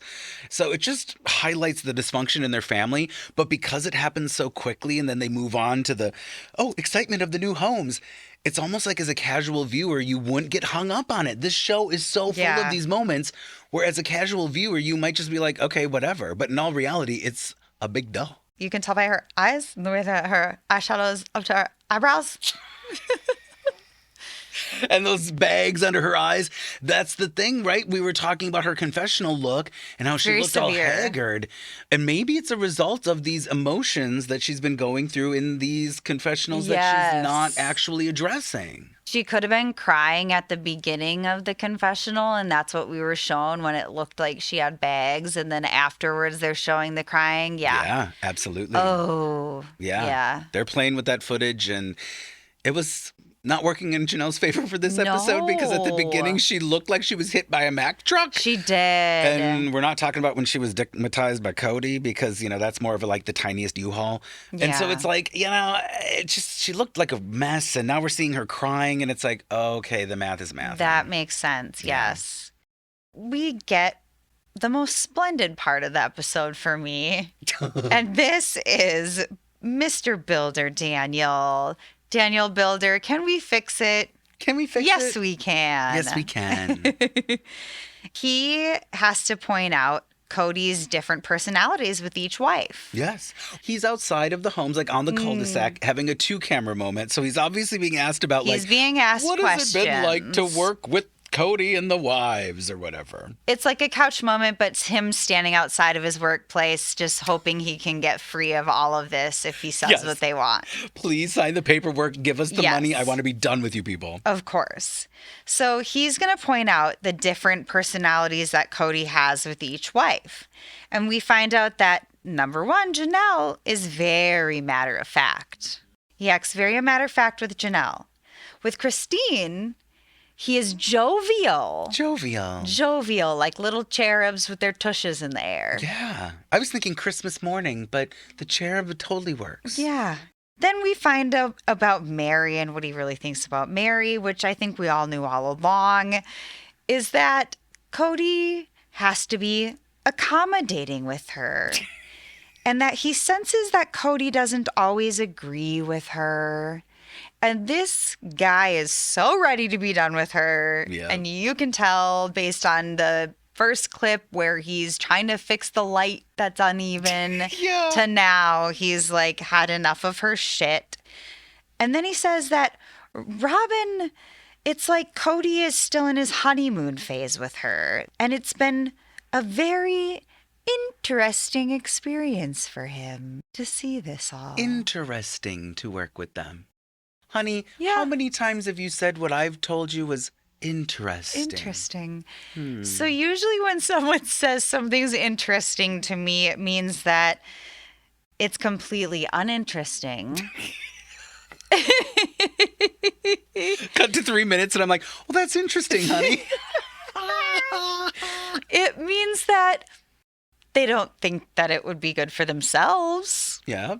Which, like, whenever someone tells me that my outfit, oh, that looks good on you, honey. Yeah. Well, That's the vibes I get from interesting. And I love that his use of accommodating. I'm like, I need to use that a little bit more when someone's describing a complicated or combative situation. I could be like, well, we tried to be accommodating. Oh, I suppose I could accommodate that. Right. Like there's so many layers to accommodating. It almost sounds like it's laborious, like usually like an accommodation. Like someone's laborious in and of itself is a sexy word. That's laborious. I just mean, like a hotel accommodation, there are people working to make that happen. Like someone built the building, someone changed the bed, someone cleans the pool. It's a labor. It's not, when you're accommodating someone and it's like, oh, well, that's different. That's interesting. We can accommodate that. Like there's this there's this language I need to incorporate, especially more when I'm speaking to you on this podcast, darling. I suppose I can be accommodating of your life experiences as well as my own and how they might influence our opinions on this said here cult. Listen, instead of the next time you say something, I just repeat it as a man, I can say, well, that's interesting. And I can say, well, I guess I'll accommodate your small male-minded opinion. Oh. Whatever makes everybody happy. Everyone but you, darling. It just sounds so much better when you say it before me and over me and after me because you're a man. God bless. God bless. Our next stop on the final walkthrough tour is Christine's home. Now, before we get into Christine's home, we have an interview moment with her, and she says their family has grown apart in Vegas. And there's this back and forth between her and Kody, which was a little hard to follow, because Kody talks about choosing either separate homes or being mortgage poor. And I struggled to know whether it was when they moved to Vegas or now. And I was leaning towards when they moved to Vegas because I was paying a little more attention to what Christine was saying. And I thought Christine was saying when they moved to Vegas, she would have preferred if they had been quote unquote mortgage poor and bought homes on a cul-de-sac or in the same neighborhood or something like close together. Yep. Where I felt like he was advocating for well, we had to get here and not spend all our, like not be broke. So yeah, we had to like get we these can rentals. make it work somehow, and Yeah. the family won't fail. Don't worry, Christine. Right. You're getting exaggerating as per usual. Right, Blah, like, blah, blah. oh, crazy Christine and her Yeah. crazy half-cocked theories. And it's like, well, okay, so now cut to this time where she's talking about how the family's grown apart. It seems to be a general consensus, except for Meri, who needs privacy. I don't know. But it was hard for me to tell if they were talking about past, like present and future. It was like they were mixing it up, because to me, I kind of thought that Christine and Kody were saying that in order to keep the families together, they had to decide that being mortgage poor was worth it. And now they're getting these new homes. Yeah. And I think when we were watching it, even you said something like the tenses are changing. Like, Yeah. it was hard to follow because it sounded in general like she was talking about before and he was talking about now. Yeah. So it was just kind of. It was bizarre. It was Weird. obvious they weren't on the same page with even like that conversation that they were having about this, like Yeah. even in hindsight. Which speaks to the overall them not being on the It's same so page. disjointed. They should have spliced that with Janelle saying, let's just not talk about it. Right? Because Yeah. it's like these people are not on the same page. Janelle doesn't want to talk about it. In this Yeah. episode, we have multiple examples of people not being on the same page, literally. I mean, Christine's general consensus here is that she would think that being mortgage poor is better than letting the family fail. So we get back to the nuts and bolts of it all. Not letting the family fail. Kody makes sure to point out that Christine has been seeing things glass half empty when that wasn't her nature, and that he understands it's been hard, but now it's changing. So this totally backs up this whole thing where it's like he's trying to talk about today, but I think she might have been talking about the past. Yeah. It's hard to figure out. It is very weird. But she looks so unhappy in this She exchange. does. She's like zoning off, and she looks like just defeated. Yeah. And I hate that. I get that feeling from a lot of them throughout, all of this, in especially couch interviews, where you'll see one of them that they just look so defeated. Oh, it's like painful to see it. It just is.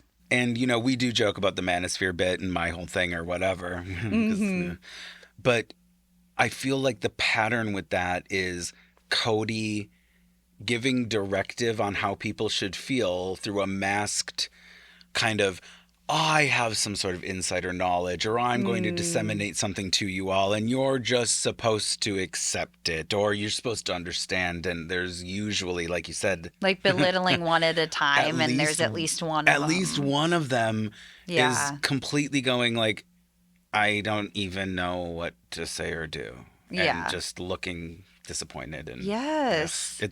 it's weird. Yeah, it definitely is. We go back to Janelle's rental in capital RENTALs. Yes. And Mona is dropping off the keys to the new house. And we find out that the kids want to stay the night there. Okay, all right, they're packing up. They're all going to stay the night at the new house. And Gabriel tries calling a room. Yeah. He calls like the furthest room from the primary, or, you know, from, something like, I want it at the end of the hallway farthest away from your bedroom, or some farthest kid from mom and language. dad, or Yeah. whatever. And Kody says that rooms will be assigned. He also talks about how most wars in history have been fought over territory. It's like, oh my God, this is so Yeah. out of place for the conversation. I mean, the alignment is It's obscene so and off, because bizarre. then Janelle's like looking at him and she says, well, they've been talking about it. Yeah. Like, they've been having the conversation. We've all been talking about it. Okay. They're probably just calling dibs again for the last time before they get in there. Right. And Like, here's a reasonable response to this child Right. saying this. it's like he has all these pre-thought up token answers that he goes to, because, most of the wars in history have been fought over territory. Like, what the fuck? And he's like thinking of it as he's saying it, and he's like flubbering. I don't know. No, it was like, just another example of Kody picking something where he's going to have his sort of statement, his kind of cliche, his diatribe, his whatever it is. And it's like, this is just not the moment. Like, it's just not even necessary. Like, Yeah. you could even placate, I hate to say it, but Gabe's a kid. Like, be like, Yeah. all right, well, we see when we get there. Or like, Yeah. oh, well, someone might have to wrestle you for that. Like, first there's so come, many first serve. Right, like, yeah, exactly. Like, I didn't see your name on the list. Like, there's so many responses you could say to just be like, all right, you know, like, okay, whatever. Not. No, he has to always this is be the in thing. charge. It's so dumb. even when he's not. Yeah. Like, you know, he's not going to show up there and actually assign rooms. Yeah. But he just wants to pretend that he's in charge and that he's going to be in charge. I wonder what his actual involvement would be in assigning rooms, if anything. I doubt it. I bet they get there and it's like fucking chaos ensues. Yeah, totally. And, And you know, just Janelle's probably yells. just like, as long as no one ends up hurt, I guess we'll just settle wherever they land. All right, just take turns with the pickaxe to get through your wall to make your door first. If you can find the rooms through the drywall. We couldn't then you can splurge claim for the one. doors. Yeah. So good. Oh my gosh. Yeah. Oh yeah. Heard If you oak can get and your room. mahogany. Yes. Wood. Well, that could be your room. You're gonna have to get into it somehow. Oh my God, ridiculous. Oh my God. We are tragic. And then the kids are going to have to macrame, figure out the doors, just like Meri's going to have to figure out her new mantle. Well, that mantle. get that family together to build some shit. Kody mentions that he will be staying at the new house with them tonight. How far off your rotation are you getting here, bud? Because you're selfish and want to stay in a new house? Are you getting out of a night with Christine? You getting out of a night with Meri? We know you're not getting out of a night with Robyn. No. And we find out some more details coming up here about potentially a non-twin bed for him to sleep in. And then we make the natural transition to Christine's rental, where she's in the kitchen, and she tells us we're celebrating Joseph Smith's birthday tonight and having family dinner. And since Janelle has gotten her keys, I suggested we do it there. Oh, we're not celebrating Hanukkah this year. We are back to celebrating the prophet Joseph Smith's birthday. Yes, Kody did not put a kibosh on it this year. Not It's this going year. to be a lot. Well, they have so much to celebrate. Janelle's getting her keys. It's the prophet Joseph Smith's birthday. They've reconnected with their roots in Nauvoo. This is it. I was going to try to tie in like that Yeah. they learned about Joseph Smith, but I'm just not that quick. So I Well, don't you know, they did go back and they had these big epiphanies and they found out about the wives and they found out about the Yeah. shot to the back and you're too late. Oh, God. Or what is it? Oh, Lord. Oh, Lord. Oh, my God. We learned so many things in Nauvoo. We experienced so much. One of which is that Joseph Smith is real and all of his teachings are real and everyone who believes it are real. Even though their teeth might not be real. I don't know. That was a George Washington joke. If you have to explain it, it's not funny. Oh, honey, that joke was interesting. Oh, my God. Well, we're going to be celebrating the prophet Joseph Smith and his birthday, and we're going to do it in the new house, as Christopher said, but it sounds better this time because I am a woman. God, now I know what you Therefore, feel I am like. God. Hold on. Let me pull the man card and interrupt you. Christine tells us that they like to celebrate Joseph Smith's birthday with a dinner, and she likes to give everyone a gift for this celebratory occasion, which does make sense. You know, why not give everyone gifts for Joseph Smith's birthday? There's a weird moment here where they're like panning over the kitchen and they come across this disgusting looking burnt dish.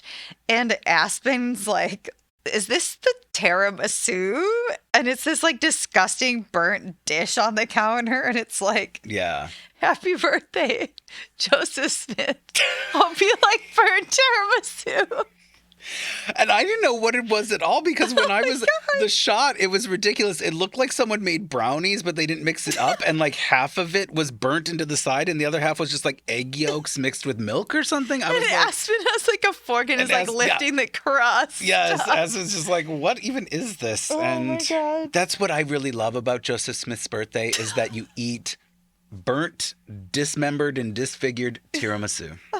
Oh, Lord. Oh, God. Oh my God. And because Joseph Smith's birthday is such a big deal, and it just makes sense, it's a natural transition, that we would go to Kody standing outside of the store where Janelle and he were going to put their mattress and bedroom set on layaway. But he's standing out back. He's going to pick up the bed and mattress to surprise Janelle that very evening. It's so romantic. I mean, I got a little moist. I got a little quivery. I got a little desperate. I was like, wow, this man's really coming through for his wife, picking up that mattress and bed set early. It's where he's going to put that tool to work that Joseph Smith decided needed to be put to work. This is it. This is it. Oh. Tool of God. The tool of God on this bed and mattress. And he's sneaking it into the house. Right. Like, we cut to the outside of the house, and Meri's like trying to push dinner time because they're getting this mattress and the packaging into the house. Yes. And they get it upstairs, and we see the headboard just like resting against the wall and the mattress sitting up in the plastic wrapper still. Yeah. And then we go outside, and you can tell the family's not all there yet, and they're trying to get this cute setup for Janelle and get things ready for Joseph Smith's birthday. And oh my God. we get an angry Blair Witch Project shot of Leon. It's very disruptive. Wow. Blair Witch Project. That was good, girl. That was good. It's definitely witchy. I don't know how we want to approach this Leon moment, because there are some quotes here, and I think that it's only appropriate that we quote Leon correctly. Oh, I will definitely be quoting Leon correctly on this. We've got this Blair Witch shot going on. Mm-hmm. We've got the Yes, dark camera light in the dark. straight up in Leon's face. Yes. And it's dark. We've got a spotlight. And Leon says, like, I'm happy for Janelle, but it's like right there. It's done. Like, what the heck are we waiting for? In reference to the house. And at this point, the camera pans over and we see Meri fumbling with something, doing whatever. And I think she recognizes that Leon is being interviewed. Maybe Leon is not looking so happy. Who even knows? Goes over to try to console Leon, like literally put her arms around Leon. And Leon kind of, I don't want to say pushes her, but just like, jerks away. Jerks away and like kind of like scurries away. Oh, yeah, oh it's my almost God. like a jerk, like shove type of move. Yes. And disgruntled teen move, I would say. Pushes Meri off and like goes to a different area. So of course the cameras have to continue and follow. Exactly. And then Leon says, I just want to slap whoever is this stupid underwriter or whatever. Yeah. And McKelty is trying to like kind of calm it down and right next to Leon, and it's just super awkward. It's a mess. Meri tells the camera that Leon is having a hard time. Duh. We just witnessed it. Yeah, and I'm like wet blanket munch, unhinged. Little unhinged. Well, this is it. The disappointment is genetic, I'm telling you. Like being upset, runs in the family. You think at a certain point, like, you didn't want to be filmed for a show. Get it. Totally. They mention in Christine's book that every child had the right to choose how much they wanted to be involved and how much they didn't. And you can tell that based on each season, which child participates more or which child participates less. And it does fluctuate. You can tell the kids are like not comfortable sometimes or choosing to be part of it others.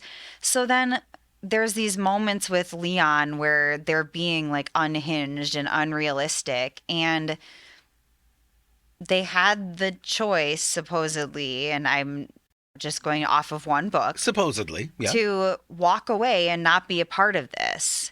And, you know, you can argue they're under 18, they're a child, they really don't have the right to even like choose, because unfortunately that's how childhood law works. But, you know, it's just so bizarre. Well, and participation is like kind of a broad thing. When we're even talking about just this scene, like you're standing in front of a camera being lit like the Blair Witch Project. Yeah. And like, you know how to drive, so we know you're at least 16. Absolutely. Touring college campuses. Yeah. And you're standing at a dead-end street with a camera on you. You have seen at least 4 seasons of this show on television, being in the 6th, let's say 5's in wrap, whatever.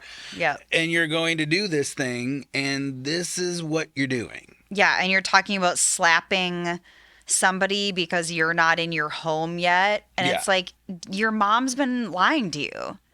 Your mom has not told you the truth. I think that Meri sets Leon up for failure so much because she hides from Leon the reality of what's happening. Meri has been told at least twice in this episode that they are not going to be moving into the home. Yeah. And yet they're lying to Leon, and it's very apparent that Leon's finding stuff out for the first time. So it's like, I have this conundrum. Like, is Leon a brat, or is Leon just a product of things that have been hidden from them and finding out last minute and then losing it like any sane person would? It's a tough one. I lean towards Leon as a brat, but I also, it is very, but yeah, I mean, like, would you react like this if this was something you knew before this moment at the end of the cul-de-sac? Because it almost feels like maybe like Leon was moment. Just told this news. That's or how something. it feels. And it's unnecessary and bizarre.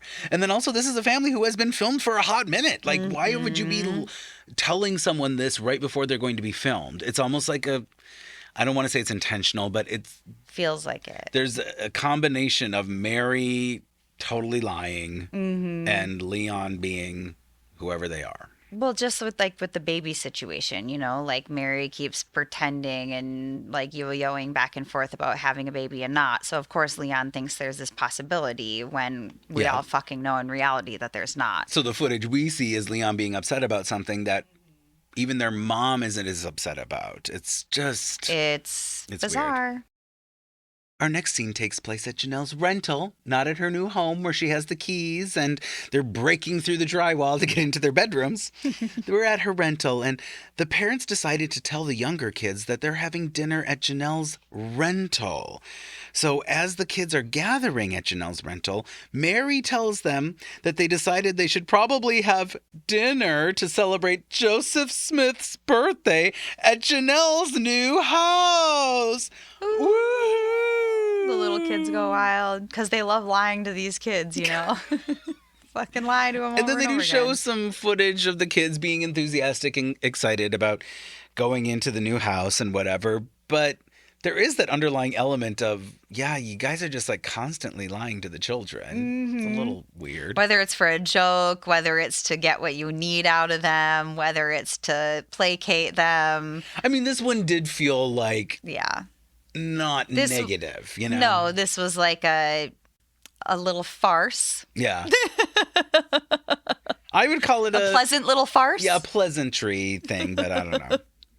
While the kids are arriving at Janelle's new home, they're playing this dramatic, emotional music, and it was totally pulling on my heartstrings because while the kids are arriving, Logan is with, and it's like we were just fed a fucking bullshit narrative that Logan is Mr. Independent who doesn't want anything to do with the family. Yeah. Meanwhile, he's there for his mom getting keys to her new home while he's in college. Well, it's Joseph Smith's birthday. It's not about the keys, Christopher. What Get a it fool together. I have been. But You even fool. more proof that Logan's showing up for the family. He's coming for some made-up person's birthday. You know, like I don't know. Everyone looks excited, and Logan is totally there being all excited with everybody else. And it just made me feel like, oh, it was cute. That's nice. Kody mentions that the kids are just spreading their wings, running through their new home. And it's like, chaos! Like, oh my God. Like, literally, they show kids and they're running around with their arms out like they're running around with their wings out, spreading their wings in their new home. It's just funny. Yeah, absolutely. Yeah. There's a moment where Gabe says, "It's so awesome!" And it's like, so okay, awesome. like, y'all, like, okay, they're kids and they're excited, and that's cute. Well, and it kind of made me emotional because as a kid, I never moved.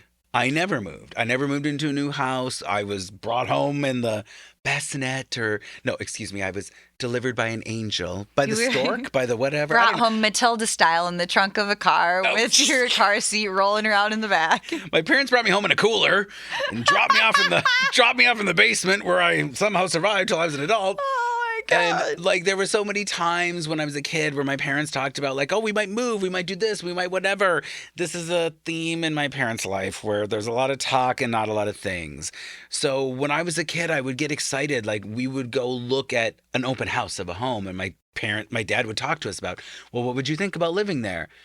Nothing ever happened ever of anything like that. Yeah, that's disappointing. Nothing ever changed in that regard. It was just always like, we just live in the same home and we go to the same school and they go to the same job and everything's the same. It's actually still the same today. Mm-hmm.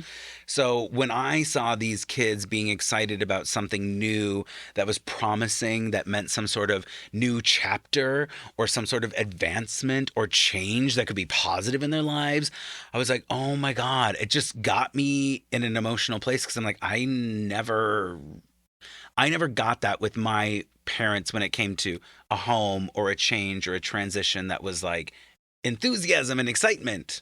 That like never happened. It is like curious though, because as kids that have been lied to a lot and kind of like had disappointments, they still do have that enthusiasm. Like Yeah. as someone who comes from a family that moved a lot when I was younger, that enthusiasm like dies very quickly because you are sick of getting moved around and you don't know if it's going to last. Mhm. And there's this thought that like the rug could be pulled out from under me at any time. It's great to see that they actually do still have that hope that their parents haven't completely fucked them yet, because the adult children, not adult children, but they've talked about in a few episodes now how, oh, they just don't know if things will happen. And, oh, maybe like the top 4, like the oldest 4 have that feeling, but it's cute to see that the little kids still have it. Yeah. So they're in the living room area. And it's really cute because everybody is sitting in a circle, like this whole big family, everybody. Do I need to name them? No, I can't. I don't have time. They're sitting in a big circle. And like the little kids are kind of dancing through. Like it's kind of like a dance circle. Yeah. And then And the Truly footage. I'm the sorry for interrupting, but the footage Truly is footage was adorable. so adorable. Yes, Truly just like dances Little on Truly through the circle. scrumptious. It is adorable. Yeah. We always have to call it a Truly moment because they're usually adorable. And Christine is going to be giving out her gifts, and they're all sitting in the circle and they're all going to be doing the opening of the gifts.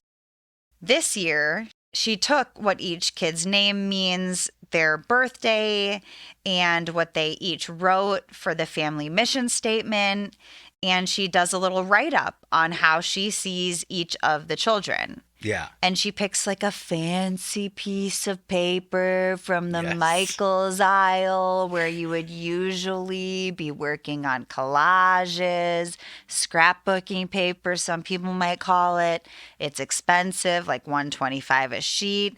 She prints each of their little special sayings on there and she's handing them out in their frames, and everyone's ranting and raving about how it's the best gift they've ever gotten. It's a gift from, I was going to say God, but Christine. From the heart. So she distributes these gifts and everyone's kind of excited. People are reading about themselves. And, you know, I mean, most humans are a little excited to like read about themselves and what someone thinks or like their astrological whatnot or what their birthday means, yada, yada, yada. And people are like, yeah, yeah, yeah, yeah. Janelle says something like, I don't know how she comes up with this every year. I don't know where she has the time to do it. I don't know how she even does it. And it's like, okay, Janelle, I mean. Yeah, they show Robyn, I think, talking about the time and how does she have the time to do all this? And it's like, what do you ladies fucking do? We say it all the time. What do you do with your day? Every episode, what are y'all doing all day? Yeah. A moment of note during this scene for me, which I have seen on the interwebs, and those of you with www.phone.com computer.slash.net/org know that there is a moment where the camera shows Robyn looking at Aurora's little piece of paper in a frame with her and reading the words. I don't know if she's reading them. Maybe Aurora's actually reading them to Robyn because can Robyn read? Who Maybe knows? they're both just pretending and they're cavemanning it out. They're like, blah, blah, blah, just like mouthing some words. And then little Truly Scrumptious, who's like 3 years old, a little tiny being, dancing around, having a fun time while the family's having a blast reading these pieces of paper, comes up near the frame and Robyn brushes her away like you would do with a dog who is approaching the coffee table with some food, like, scurry, scurry, get away, get away. And she like shushes her off. Like, yeah, she's like, oh. Shoo, shoo. And Get out of here. And it's not that dramatic. I don't want to make it sound like she beat her over the head, but It's telling. Yeah, there's things to take from this. Like, you don't just do this to a kid that you love and respect. Yeah. I mean, it wasn't a moment warranting that. It's something where actually I think most people would be like, oh, do you want to come here and read this with us? Or you would, embrace the kid or ask or tell them something like, oh, hey, honey, don't mess with this. This is a fragile thing. No, because if you're Robyn, what you're going to do is you're going to pretend you're Snow White and you're going to just look at Truly like a little piece of dust. And you're going to go shoo, shoo with your little broom and try to shoo her off while you just live your merry fucking life and get this little vagrant off your doorstep. Oh. And that's the vibes. That's the vibes. That's the vibes. But no one's looking in any mirror and saying, who is the fairest of them all? And Robyn shows up. That's the most twisted version of Snow White With I've her ever jaw, heard. just like the green guy in the mirror. She kind of looks like him. Ooh. With the jaw out. You are not the fairest of them all, Robyn of the Habsburg jaw. Habsburg jaw. God. Kody says that there is one thing that he's always wanted his entire life, and that is for his children to identify as siblings, no matter what mother they come from. Yeah. And then he references Christine and says, she took that and made it our mantra. And then he says, I look to the heavens and I say, thank you, God. And it's like the supposed symbolism of these gifts representing something. I mean, that they all have names and their Christine mantras acknowledges them. I mean, there's no family mission statement on these pieces of paper, by the way. This is just things about them as individuals that were all given by one of the mothers. Based on their assignment papers that they turned back in because it was too much work to combine them into one family mission statement. Right. So let's just skirt this entire activity because we couldn't complete it. Right. But And Kody this. is giving thanks to God? Yep. Yeah. I say thank you, God. And I say thank you, God. We get a little mini scene of Meri and Leon packing at her rental, and she talks about being in limbo. Oh, teeing up the next scene at Robyn's house, where she's also packing with her lovely children. Oh boy. Robyn is upset with her kids for not having gotten packed yet to leave for this big trip to Montana. And I'm like, how old are your children? And you're expecting them to be packed for a trip. Yeah. I just can't imagine that. I don't know how old they are at this time, but you're yelling at your kids for not being packed yet. And they probably just figured out what the days of the week are. And now you want them to pack that amount of underwear. Right. I don't know. And yeah, I would assume when the kids are this age, ordinarily a parent would be involved in said packing, at least giving guidance on this number of shirts, this number of underwear, this number of whatever, right? We don't see if she did that, but let's assume she didn't. But also how long did you know about this trip? You have to have known your rotation for holidays for a long time. Right. And now you're yelling at your kids for not being packed and you're getting frustrated with Brianna for watching Saul for you. Yeah. Essentially, and not packing. In the middle of a room with a bunch of shit everywhere, which is literally just their MO. everywhere. And so it's like the day that you're going to leave to go to Montana and you're stressed about your kids not being packed. Well, once again, I know we asked the same question over and over again, but what are you doing all day? And when she says that she's torn between getting the kids on the road to Montana versus waiting to see if she gets the keys that day, I'm going, oh, is that why you're torn, girl? Maybe it's because you can't manage your own fucking time and anything. She can't manage anything. She can't do anything. She can't manage anything, and she's trying to like put this on her kids, like, oh, I want Dayton and Brianna to see the home because they haven't seen it yet, and if I could get the keys before they leave, then they could see the home. It's about them.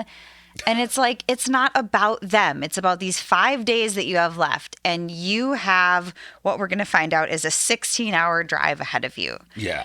And you're not going to get these keys if you don't get them today. So you'd rather take your kids late to see their father than not get the keys for 5 days.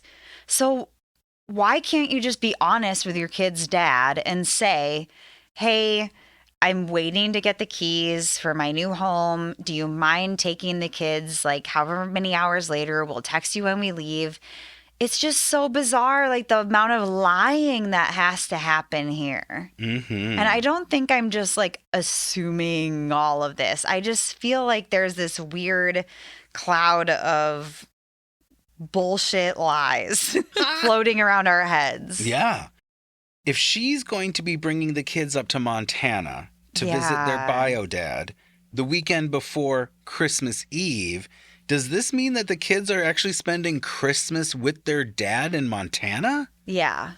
So this isn't just even an ordinary visit. No, this is something that would have been different- planned. This paints a different picture. This Like, is in my mind what I've been thinking the whole time is that it's their dad's holiday with the kids. right. Which is why I've been so baffled by like the lack of planning around it on her part. And she's like trying to pretend to the kids, it feels like, oh, daddy needs you to come visit this time. Oh, we're going to get the keys. Well, but I want my kids to see. It's all manipulative. Right. It's all around the kids and when she gets them, and it's so manipulative and weird. Well, and I was thinking even more broadly the narrative of how Robyn's ex is so terrible and he's this awful man and blah, blah, blah. How does he have custody But at all? now you're going to go drop your kids off there, not only just for a visit, but for Christmas. Yeah.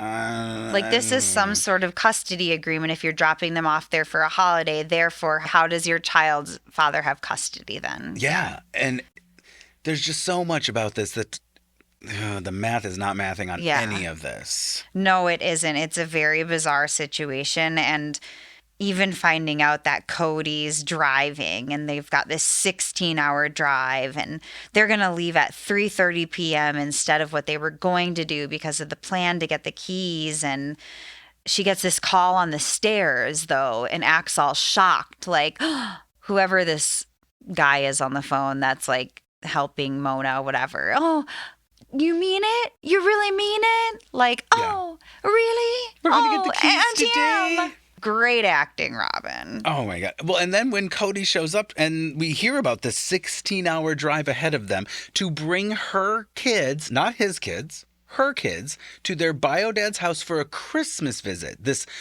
terribly abusive, potentially, man. He talks about being so tired because of all of the things. And I hate to say it, but it's just another example of me going like, well, why is Kody driving? Like, this bitch can't drive either. Yeah. Like, she can't do anything. She can't get her kids packed for a trip. It's an For a excuse. Christmas trip to see their father? It's She an can't- excuse to be alone because they're going to have to stay the night somewhere on the way back. They're going to be alone together. It's almost like a date for them. Gross. Kody lets us know that, it's so hard to say goodbye to everybody before he has to leave for something like this. And, he has to go say goodbye to all the wives before he leaves for this 16-hour drive. And The sacrifices yada, yada. of plural marriage, splitting time, sacrifices. trying to cover all of his bases. It's all of this stuff. And Mona tells Kody that Christine is in too. So they've got the keys for Christine's house. Yeah. Throwing a wrench in there. And so now Kody has to wait even longer to start this trip. Yeah. My was like, what is Kody gonna do? Ooh. Like, Robyn is unable to manage anything and they need to leave for a 16-hour drive where he's exhausted, but shucks, Christine just got her keys. Is he going to prioritize his other wife? Oh no, you know what's going to happen here. Robyn's going to sacrifice leaving on time so that Kody can go with Christine to get her keys. Oh, and in a loving manner where he's supportive. They can take their time. They can really celebrate this moment. And but then we get the scene of Christine driving up in the van, right? Yes, and she's so happy. It's like adorable. And she jumps out of her car and she's like literally jumping up and down at Kody. And you can tell in his face that he's just like, let's go. Not fully checked in. Yeah, like, hurry up. We got to do this. And Kody has a quote and he says, when my wives support me with my relationships with my other wives, it makes it so I can be a rock star. Ew. And he's like referencing Robyn, right? Robyn, and Robyn's this sacrifice. saying, well, Robyn's making me look good because she's allowing me to be with my wife, Christine. And it's like, I just think that it's a weird statement to make because it's like you're setting Robyn on the pedestal and the sacrifice is on Robyn's part. For you to show up at the home that you're purchasing with your wife. Yes. This is an important moment for Christine and should be for you. And you're making it sound like Robyn is sacrificing so that you can do this obligation or something. It's just gross. Yeah, they keep trying to just paint each other in a good picture. And so they say these confounded large quotes, to try to build each other up. It's just, we see through it at this point now. And that's why, this hindsight is interesting. And so Christine, Kody, and Mona walk into Christine's home because she's getting her keys. And because, Robyn's made this sacrifice so Kody can be there. Oh. This is actually very short-lived. We walk into the home with them. Christine goes from the garage into like the kitchen area. She turns the corner and she just starts crying. And it's such a... I don't know, for me, it was a touching moment. Yeah. She was genuinely so excited, enthusiastic. Obviously, this is something they've been working towards as a group. Relieved. Meeting a goal, getting a thing, reaching a benchmark. But then also just as a person, like, she doesn't do the whole fucking lame-ass shit Robyn does about never having a home and blah, blah, blah. She's just like... It just felt like a moment of like, this is mine. Like, this is my new home. Yeah. And it just genuine felt happiness. genuine and organic. Yeah. I don't know. It was actually a really cute moment. And I got teary-eyed. I felt really happy for her. I did too. Again, it was more than once in an episode where I was like, yes, I feel happy for Christine. And it just sucked that this narrative going with that was that it was a sacrifice on Robyn's part and Kody so that she could have this good moment. Showed up. Like, it just sucked. That sucked. But it felt like it was behind her back. Like, it felt like Kody and her were like yucking her yum behind her back. Christine says it was the best day ever, which I thought was also funny because I'm like, you have 6 kids and you're married. So glad to hear that this is the best day ever. But I'm not going to, yuck Christine's yum in this moment. I'm going to let her have it. And she talks about how it means so much for them to be back together and how it's been a long 2 years. Hearkening back to before when she was talking about how she would have rather been house poor, mortgage poor, but they didn't do that. It's been a long 2 years. We get another couch interview that is how we are going to end the episode. And it's with 2 hard-hitting quotes. Yeah. One semi-intelligent and maybe underhanded, and one babbling. Absolutely. Christine starts out by telling us, when we're all together, it's the most important thing. Being a sister wife is what I wanted more than anything. And I knew I wasn't being a good one. And it's like, okay, what time are you referencing here when you're talking about not being a good sister wife? Are you referencing the past 2 years? Are you referencing, like what time period? Are you talking about moving forward here? Yeah. So she says this very bizarre quote here. When I went through my hard times, what if I went to someone and they helped me get out? What if they helped me leave my family? And we have a beautiful family. And it's just the most important thing. And good gall, that would have been awful to give it up. And Meri's looking sideways at her. And during this spiel, they show Leon and Christine together in a picture, just the two of them. That's the only two-child picture that they show. Yeah, there's like a family photo. There's one family I think, photo that and they then flash to, and then Christine a and picture Leon. of Christine and Leon. Yeah. I feel like this quote is a dig at Meri. I think that Christine found out about Meri speaking to other people, and she's trying to burn her right now and let her know, I know, bitch. What would happen if you'd have done this? I think she's trying to shame her. I'm leaning more towards the perspective of being a viewer here at this time and what we know, which is we don't know anything about Meri's extracurricular activities. We only know that she really loves privacy. She really wants privacy. She really needs privacy. She's concerned about them not having privacy. Mm-hmm.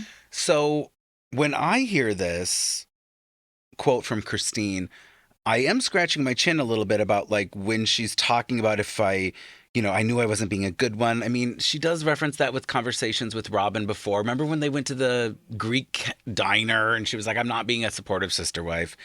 Because she's being gaslit all the fucking time into believing that she's never right and that she's always doing everything wrong. Which is okay, but that's her understanding, or that's what's going on with her at that time. Yeah. And when she says it was a good wake-up call for her that something happened, I can see how that might be. What was that wake-up call? Was it just Meri's situation that she's supposedly, that we don't know about, though? As a viewer, we don't know about. So I don't, my hang-up was wondering what the other wives are thinking about while she's saying this, because I didn't jump to the same conclusion as you. I didn't think she was talking about Meri. I thought she was talking about a lesson learned. And if it wasn't being a thing that she was saying to kind of jab at anyone or get anyone else to come to some sort of conclusion, then what would anybody else be thinking on this couch? Because it's like, what are you even getting at here? Other than the general takeaway that we all have, which is, oh, it's great that we're all together. What is her journey here? My takeaway as a viewer here is that somebody was thinking about cheating. Right. I was left just with a question mark, and that's more of a specific question mark. So, I don't know, but she doesn't say it. Were you thinking there was something with the body language stuff? Because I feel like you referenced something that with Meri, like the way she was looking. Meri was like side-eyeing her this whole time with this smug look on her face. It felt very much to me like, well, so I have this friend. Right. And it's like, bitch, I'm the friend. Yeah, you're talking about me. You're talking about me. Right. Or you're pretending to talk about someone else, but you're talking about yourself. Yeah. It had that vibe to it. And the fact that they showed a picture of Leon and Christine together felt very pointed. And I could be giving the producers too much credit here as well. But it felt like Christine was trying to be like, Meri, I know what you did. I'm ashamed of it. I hope you are too. And this is how I feel. Because they don't ever talk. This could be the first time they're speaking in a month. Maybe Meri did all this. Maybe Kody went and kind of blabbed a little bit to each of the wives and maybe said something to Christine. And Christine's like, I'm ashamed of you and I know what you did and I'm going to put you in your place a little bit. Yeah. I'm just saying based on Christine's book, and I don't think that she ever thought about cheating. And this quote to me very much feels like about cheating and leaving your family for something else. I definitely felt the abandonment of family vibes. Yeah. I'm not sure I felt all those same connections, but I can see where that happens, especially given my lack of understanding of what anyone would have been thinking. Because I don't want to say it's like what we talked about before with the distant stares, but it's like everyone's just kind of there. And Meri's given some looks. I'm not sure that I read the same thing into her looks that you did, but everyone's just sitting there. And it's like, how is she going off on this long spiel about what it could have meant if she left her family and what if she was, talked out of leaving and whatever. It's like, where's this even coming from? Yeah, So like why? I get why you're connecting those dots in that way. Yeah. And it's almost like no one knows what to say. And Yes. so then Robyn word vomits as per usual. So cue Robyn. And she can't shut the fuck up because Yep. she's trying to like cover the tracks. So right after Christine's monologue, Robyn decides that she has to try to one-up her. And Robyn says, I think that sometimes people look at our life and they think that our lives are our hardest day every day. And that's not what it is. We have a hard day every once in a while, a hard day where we just want to run. But all the rest of the days are good. And there's blessings that monogamous women out there will never understand. Never. Never. Never. And I remember when we were watching that, I literally flipped off the fucking TV because I was like, what are you even saying here? It doesn't even make sense. You're trying to make monogamous women sound like they will never understand what you understand as a polygamist woman, hot off the heels of someone's hard to follow monologue. Like you're just, like you said, the one-upping She's bit. trying to cover it up and she can't shut the fuck up. And we've seen this before when they have their Q&As. Yes. Where she puts her foot in her mouth and it's just like awkward. Yeah. Whenever there's like a group setting where they're sitting down, she has to try to be the star, but she fucking sucks at it. And there were opportunities to just sit there and shut the fuck up. Nope. And she can't shut the fuck up. I mean, maybe not like stare off into the distance or whatever. I mean, I don't know. It's like maybe Robyn But should not take a bash cue your from- fans of your show too that are usually like mostly monogamous women, if not all monogamous women. Would like, not understand. Yeah. It felt mildly offensive, and I'm not a monogamous woman. No, it felt like you're Just like, what are you doing here? alienating your fan base. Yeah, It was very weird. Very strange, unnecessary.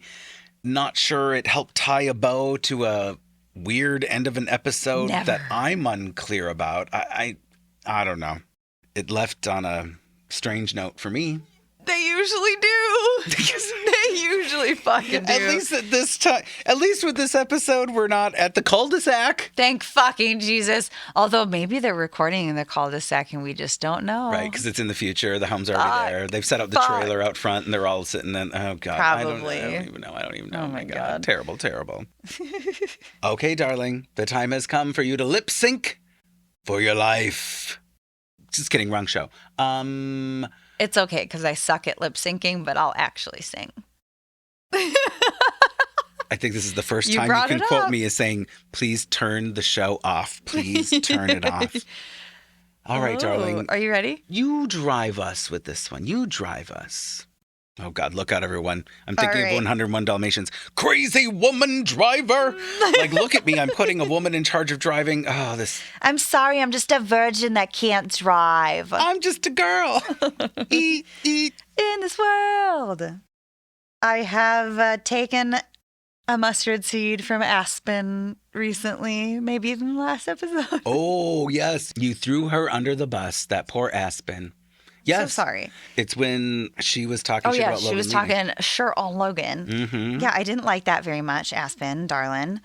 Your sweet, sweet brother did not deserve that. And I'm going to hand you a tiny little mustard seed this go around for organizing the move at your mother Christine's house. Yes. Because, you know, you organizing that chaotic family and coming up with a list and trying to help your mother was very sincere and kind. And so I don't have anything bad to say this episode about you. Thank you. And Kimber, you love a list. I do love a list. We know you love a list. I say thank you because you know what? It just soothed my ADDH ass brain to see a list in this fucking episode finally. A list. Yes. Finally. It's funny because you are definitely more list oriented than I am, and I consider myself pretty list oriented. Oh but my God, I'm bad. Kimber's like, I'm gonna make a list about my list. Like, okay, here we go. I'm gonna make a list with A, B, C, D, E, F, G's, and then 1, 2, 3, 4, 5 threes. And then anything not completed goes on the list for next week. Like, there's another list next week. Yes, There's there a lot is. of You can't lists. just cross off of one and No, then move on. gotta No. list Date the them, list. motherfuckers. Yes. My mustard seed this week is going to one Christine Brown. I'm not even going to apologize for giving Christine this mustard seed because I was genuinely enthusiastic for her more than once in this episode. Yes. I was happy that she got the keys to her home. I was happy whenever I was happy for her before that. And so that's a beautiful thing. And also for me to have 2 happy moments for Christine in one episode really says something. She deserves this mustard seed from the bottom of my broken heart. I do believe that Christine's growing on you, and Ooh. I'm just going to say I've seen it from the start. I've seen the potential from the very start. Well, honey, I have nothing to counter that. And would that be funny if in like 6 months from now, I'm like, you guys, Christine is the jewel of this family. She is the in one. my eyes. Yeah, I know, right? Oh, gosh. I think she is. I just think she's a very genuine, like, kind person. And I think that her reactions are very genuine. And I think that she couldn't hide a lie if she wanted to. I feel that. Which is why I think that she was calling Meri's ass out. See, now that sounds a little underhanded to me, but Because she's being blatant enough to be like, you know, it's you and it's pointed. But she's just trying to shame that little bit. Well, listen, if I can soften my heart to Christine, anything is possible. Okay, So well- maybe, who knew? Do you Wow, think... what if this podcast turned me into a better person? Oh my God, wait, what if That's a Robyn lot. ever got a mustard seed? Oh, did the world just explode? I was just going to say, you just ripped a hole in time and space. We were all being sucked into a black hole. Oh no. Oh, that black hole's name is You said Robyn. anything's possible. I know, right? Well, speaking of Robyn, shit stains for you, darling. You get to do our shit stain. Yes. No surprise to anybody. Robyn. Robyn Brown. Robyn is such a phony and a farce and a faker and a rump shaker. Oh. How unexpected. For a one Daniel, the construction worker. No. God, I just find her so annoying because she's manipulating the viewer of the show every which way possible this episode. She tries to use her kids as an excuse to why she wants them to stay because they need to see the home, and God forbid they don't see this home before they leave for the trip to see their daddy. And then she's sacrificing her time because it has to do with Christine. And it's like, oh, it's not my fault. We're going to be late to see the kid's dad because of Christine. The sacrifice. And it's like, there's just every excuse. And then, oh, my kids haven't packed for themselves. Like, we're going to be running late. And just putting the blame on everyone else and Oh, yeah. not acknowledging the fact that the dad's not abusive. Otherwise, he wouldn't be taking him there for some sort of custody agreement when it came to holidays and Christmas. yeah, Christmas of all the holidays and the fucking manipulation, the victim mentality, the fact that nothing is ever her fault. It's like, it's so beyond frustrating to me. So she's my major shart stain this time around. I wonder if she was even mad at Christine. Like, upset. Oh, she looked like it. Okay. She looked like it. Because I'm going like, I could imagine her being pissed about But that. yet they painted that she's the martyr. She's the one making the sacrifice because she can't get her kids there on time because of Christine now. And it's like, no, you held off all goddamn day because of your keys. And now this is an extra inconvenience. Well, and another thing that I didn't bring up when we were talking about it that I'm just remembering as you're giving Robyn your shit stain is the idea of bringing the kids to see the house before you're like, hop in the car and leave. Is it really that big of a deal to show your kids a house for 5 or 10 minutes? When they've been there multiple times already. They've already been there. And then you're going to bring them to their dad's house for a holiday. Like, is it really that important that they see them? I question that in general. Like, what kind of parents, like, it's important they see this house, that they be excited right before Christmas, and then I tear them out of that house to bring them to their dad's house, who's apparently a horrible person. So all of it's manipulative because she could be manipulating them to be like, look what you could have here, and now For the holiday. go and look at your dad's house. Yeah. Look at this. No matter which way you look at it, it's bullshit. Yeah. It's bullshit. It's wrong to do to kids. Yeah. Bullshit. Terrible. Gross. Yeah. Gross. It is. Excellent choice for your shit stain, darling. I think my shit stain is going to go to Leon. because that Blair Witch Project moment was really telling. Thank you for that, darling. Yes. It just rubbed me the wrong way in many ways. And I think Leon has been rubbing me the wrong way in more ways than I just said.